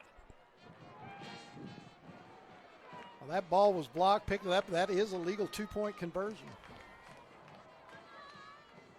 What an unbelievable turn of events. Crossings Christian was literally 7 yards and 1 stop away from victory. On 4th and 7, Carson May hits Emmett Murphy over the middle, and it turns into be a 77-yard touchdown strike. And then the extra point is blocked and picked up by Sweat, who just did get inside the pylon for the 2-point conversion. It's 29-28 Longhorns with 1:19 to play. Unbelievable. There goes a penalty flag as well. Some of the crossing coaches are yelling at the officials, it looks like, down here on the south end. Personal foul. That's going to hurt because Jones is going to be able to move up now and kick this ball off from around midfield, and they have a chance into the win one, Dog, to really make this thing a difficult situation for Crossings. Yeah, that's a legal play, a block kick that comes back behind the line of scrimmage. The offense can advance that. If it gets past the line of scrimmage, it's a dead. They can't. They can just down it. What a turn of events in Oklahoma City. That, folks, is what happens when you have a D1 arm on the field. You're never out of a game. But an unfortunate turn of events on the blocked extra point. Give Cameron Sweat, though, a lot of credit, Scott. He very heady, knew what to do. He knew the ball was still alive behind the line of scrimmage, and he picked it up, and he had no time to hesitate because he just did get in the pylon. So they're going to kick it off now from the 45-yard line of Crossings Christian. You just squib this, I think, and you have a chance to pin them very, very deep in their own end of the field. Yeah, and Sweat, the speed of Crossings defense had the angle on Sweat. Sweat looked like he was going to knocked out of bounds, but he reached the ball over at the last second. I wonder if that's what the Crossings coaching staff is upset Another about. flag has been thrown here in front of the Crossings bench. And I can see Jonathan Keithley. He is incensed as he is pacing up and down the sidelines.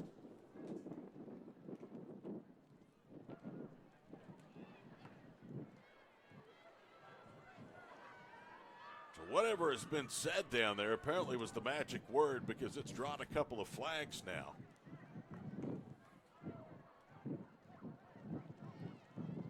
And here is the indication. It is unsportsmanlike conduct again on the Crossing sideline. So now they'll move it up to the 30-yard line.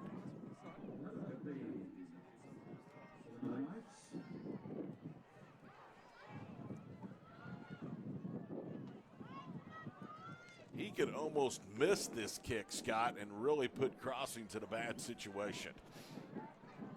Well, you don't want to kick it in the end zone, obviously, to bring it out, but some kind of squib, as you mentioned, in between there, try to get it around the 10, just inside the 10. You know what you think about here, an onside kick?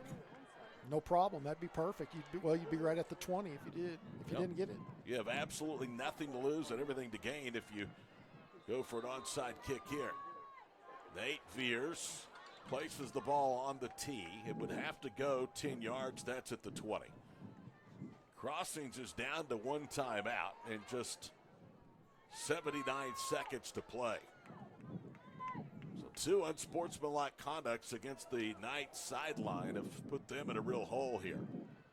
And Veers will hit it, and it's going to be fielded from the 10, returned up to the 13-yard line, and then he's gang tackled. And Jones right now is sniffing blood with 1:19 to play, leading by a point, 29-28. Wow, that is unbelievable. Are you kidding? Now, I've seen that in an NFL game happen before as well. Green Bay, Chicago back in 1980, kicking a field goal. The ball was blocked right back into the arms of Chester Marco, the kicker, and he ran it in for the touchdown, the winning touchdown. Line of scrimmage is at the 13-yard line. First down and 10. 79 seconds to play, one timeout.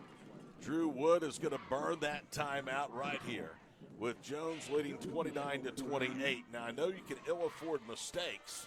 Are you surprised, though, you take that timeout right now? Well, you had 30 yards of penalties. Maybe they saw something because, you know, Dave Martin took that timeout right before that fourth down play, had his whole offense over there by the numbers, and they knew exactly that they were going to go to Emmett Murphy for that long pass, basically a fly pattern right up the middle of the field, and a beautiful pass by May, good speed by Murphy. You get one-on-one coverage because Crossings is bringing the pressure. Okay, I had it with one timeout. Apparently, officially, they had with two because the board still shows that the Knights have a timeout. Jones is out of timeouts with 1:19 to play. 87 yards from a touchdown. Now, keep in mind, you do have the wind to your back, so a field goal becomes a lot less of a choice, or a chore in this situation. It is up out of the south. They'll move the back into a pistol formation. Wood drops inside the 5. Drew Wood guns it over the middle, and it's caught at the 41-yard line. That is Mason Snyder to midfield, and Snyder is tackled inside the 45-yard line of Jones. How about the last 2 throws from Drew Wood? Great pass, standing tall. Carson May on the other side for the go-ahead touchdown as well. 42 yards on the catch to the 45-yard line of Jones. Clock now begins to roll with 1:05 to play. Wood drops to the 46. He's flushed for the pocket. Drew on the run, throws across the way, and it's out of bounds. And that will very wisely stop the clock. You don't need any mistakes here with 57 seconds to play. Very smart play by Drew Wood. Nowhere to go. Jones in the prevent defense this time. 4 defensive backs 20 yards back. On that last play to Mason Snyder, they weren't that far back. The farthest guy was only like 11 yards off the line of scrimmage. Snyder gets loose on the post. I know it's been a long time, partner, since you've been at a press box in a high school game. This is fun, isn't it? Oh, yeah, this is a great game. Second down and 10 at the 45-yard line, 29-28 Jones. 57 seconds to play. 3-by-1 formation with Drew Wood in a gun. Wood drops back to the 43-yard line. Now he's going to throw into coverage. It's tipped and almost intercepted. It was deflected that time by Caden Carl, and that was a very poor decision on Drew Wood's part. Yeah, you could hear up in the press box the scorekeepers, no, in between 4 Jones defenders. Jones gets a hand on it. That ball goes up in the air, but luckily Wood had enough mustard on it that ball kept traveling toward the end zone away from the defenders. I'm not certain of Jolliffe's length in terms of field goals. I think you've got to get at least 25 more yards to give him a shot, and that would be at the 20. One back set, 3rd down and 10. They need 10, though, to keep this drive alive. Motion man to the near side. Wood to throw. Heaves it near side. The ball is caught on a terrific grab by Logan McGowan. And he's out of bounds at the 31-yard line of Jones. The level of difficulty by that catch by McGowan was unbelievable. Not only to jump up and pull it down with 2 hands, he had to make sure he got a foot down inside the sideline. 14 yards, clock begins to roll. Crossings has to hurry up. 30 seconds to play, and now they spike it. And that will stop the clock to preserve 1 timeout.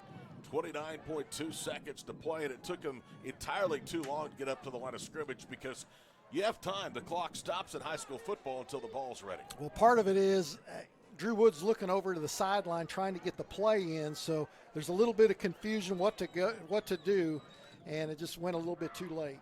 1st and 10 at the 31. You feel like they've got to at least get 11 yards or more to the 20. Here's the snap back. Wood looks right, looks left, throws over the middle. Ball is caught in traffic inside the 20, and he's down to the 13-yard line. Nate Rouse in traffic made a tremendous catch. Clock rolling, 15 seconds to go. Drew Wood will get the snap as he gets everybody lined up, and he spikes it with 10.9 seconds to play. It was a good throw, but an even better catch for the sophomore, Nate Rouse. Nate Rouse going over the middle, trying to maybe get a lick in between 4 defenders. Jones only sending 3 rushers. That's why Wood had so much time to throw. 18 yards on the catch. Now it's a 30-yard field goal. If you don't gain another yard, 10.9 seconds to play, 1 timeout remaining for Crossings. And it looks like they're going to waste no more time and bring Jolliffe on for the potential game winner. It's square in the middle of the field. He is kicking with that south wind to his back. Jones is going to send everybody but the kitchen sink. It's a 30-yarder for the lead late. Snap back, ball down. Jolliffe's kick is on the way, and it is good. With 5 seconds to play, Jolliffe boots through a 30-yard field goal. Crossings Christian 31, Jones 29. There's an injured Longhorn down at the 20-yard line, which is the place where the ball was put down for the field goal try. This has been one incredible game. What a kick. Matthew Jolliffe, a lot of pressure.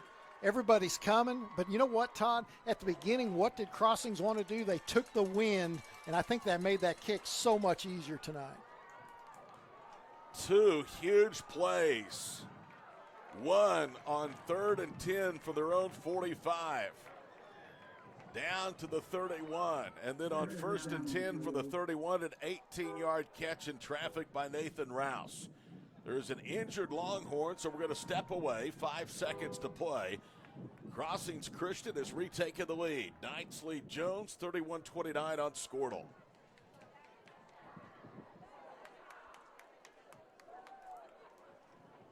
With over 24 flavors of iced tea, HTO is your new destination for the best premium water and iced tea in all of Oklahoma. Offering around 500 drink combinations and half-price tea during happy hour, this is your ultimate tea playground.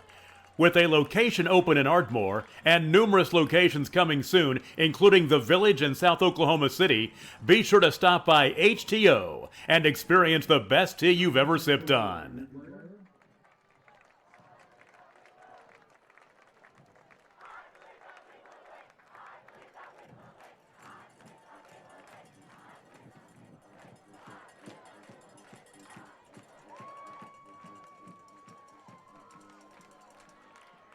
Nice hand for Foster Moore, the 5'11", 175-pound junior, as he was and is being helped off to the Longhorn sideline. An unbelievable finish. Crossings Christian started that drive at their own 13-yard line after back-to-back 15-yard penalties were assessed on the Crossings sideline. 6 plays, they went 72 yards, and Jolliffe, with the wind to his back, had plenty of leg, and Jones was coming after him, and Jolliffe booted it through from 30 yards. This after Jones, on their last drive, faced 4th and 7 at their own 23-yard line. Carson May, the All-State quarterback, hit Murphy over the middle for 77 yards. The extra point was blocked. Sweat picked it up, ran it in, and Jones had a 29-28 lead before the Jolliffe field goal. Wow. Crossings just used their last timeout, so neither team has a timeout remaining. As Jolliffe, you can bet it's going to squib this one, places it on the tee at the 40 with 5.4 seconds to play. Crossings looking to win their 4th game in another tight battle. And here it is. He squibs it up the middle, takes a big hop, is returned from the 20 to the 25. Now they're going to play keep away. And the clock has officially expired. And Jones is going backwards, and they're finally going to come up with the ball in the end zone for a touchdown. Walraven. Justin Walraven.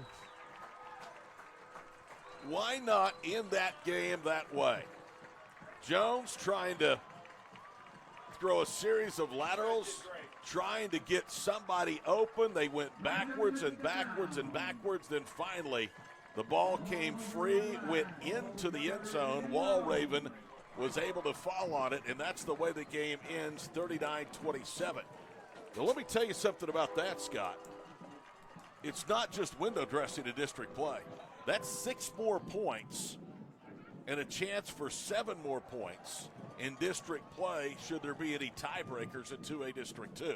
Because of that, and they do not have the full 15, Crossings is going to get the opportunity to kick the extra point. And by rule, you have to kick it in high school because, like you said, it will come down to tiebreaker points. It can be. Here it is for the 38th and final point of the night. The snap was high, but Jolliffe boots it through. Final score tonight, Crossings Christian 38 and the Jones Longhorns 29. Dave Martin has to be in a daze as to what he's seen over the last 79 seconds of this ball game. And the same can be said for Jonathan Keithley and his staff from Crossings Christian. This was one heck of a football game and one of the wildest finishes I think I've ever seen. Well, Coach Martin, you can throw the point. He doesn't care about them points. He's just trying to keep that play alive as long as possible, and that's what Jones, and they had to keep going backwards because, of course, legally it's got to be a lateral behind to the next player, and they just tried to keep that ball alive. It's just floating up in the air and then goes in the end zone. Justin Walraven falls on it for the final score. 38-29 is the final score. We'll take a break, be back to recap it and wrap it up in just a moment on the High Plains Insurance Squirtle Game of the Week. With over 24 flavors of iced tea, HTO is your new destination for the best premium water and iced tea in all of Oklahoma. Offering around 500 drink combinations and half-price tea during happy hour, this is your ultimate tea playground. With a location open in Ardmore and numerous locations coming soon, including the Village in South Oklahoma City, be sure to stop by HTO and experience the best tea you've ever sipped on. At Maples Nixon Diesel Horse, we've helped a lot of people, and our goal was to treat each and every person like a friend. And as a friend, we've got your back, always. We understand what you're going through. Being lawyers is what we do, but it's not all that we are. We care. We'll stand beside you throughout the entire legal process, not just as lawyers, but as your friends. We are Maples Nixon Diesel Horse, and we are here to help. Looking for a realtor in the Edmond, OKC area? Call Mel McGowan. She was easy to work with, responsive, and professional. She was on top of everything and knew each step of the real estate process. She took what can be an overwhelming process and made it enjoyable. That's why I recommend Mel to all my friends and family. She would love to help you too, so call her today at 405-820-8300 or visit melmcgowanrealestate.com.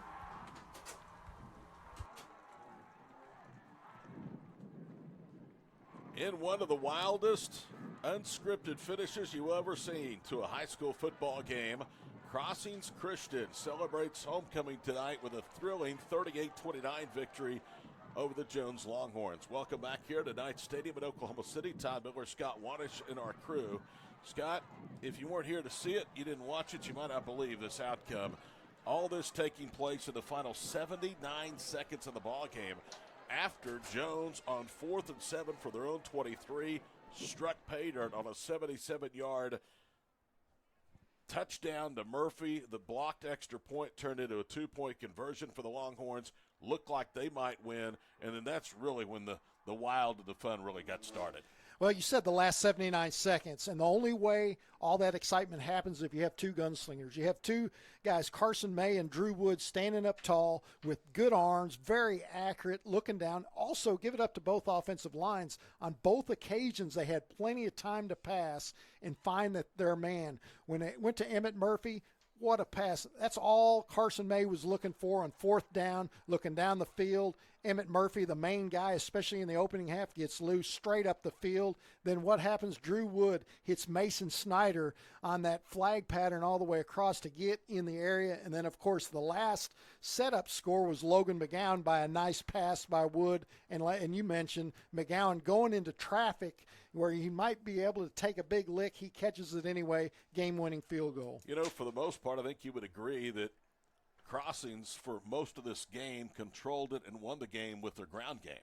However, Drew Wood made some unremarkable or just sensational throws when he had to over the final couple of drives of this ball game, and you couldn't be happy for a kid. I mean, he's a senior. This is his last homecoming game at Crossings. Yes, great running. Had an 80-yard touchdown run in the opening half for Crossings. But how about Dave Martin and his crew, the adjustments they made to slow down the Crossings running game in the latter half. But as you mentioned, Drew Wood steps up. Of course, the offensive line, I'm just telling you, from center, the guards and the tackles, nice pockets, nice passes downfield by Wood, great catches by the receivers. We saw some really good football. I was really impressed, Class 2A tonight. Outstanding football, Scott. It's always great to work with you. You and I will get in the car tomorrow, drive 3.5 hours to Russellville, Arkansas for Oklahoma Baptist football.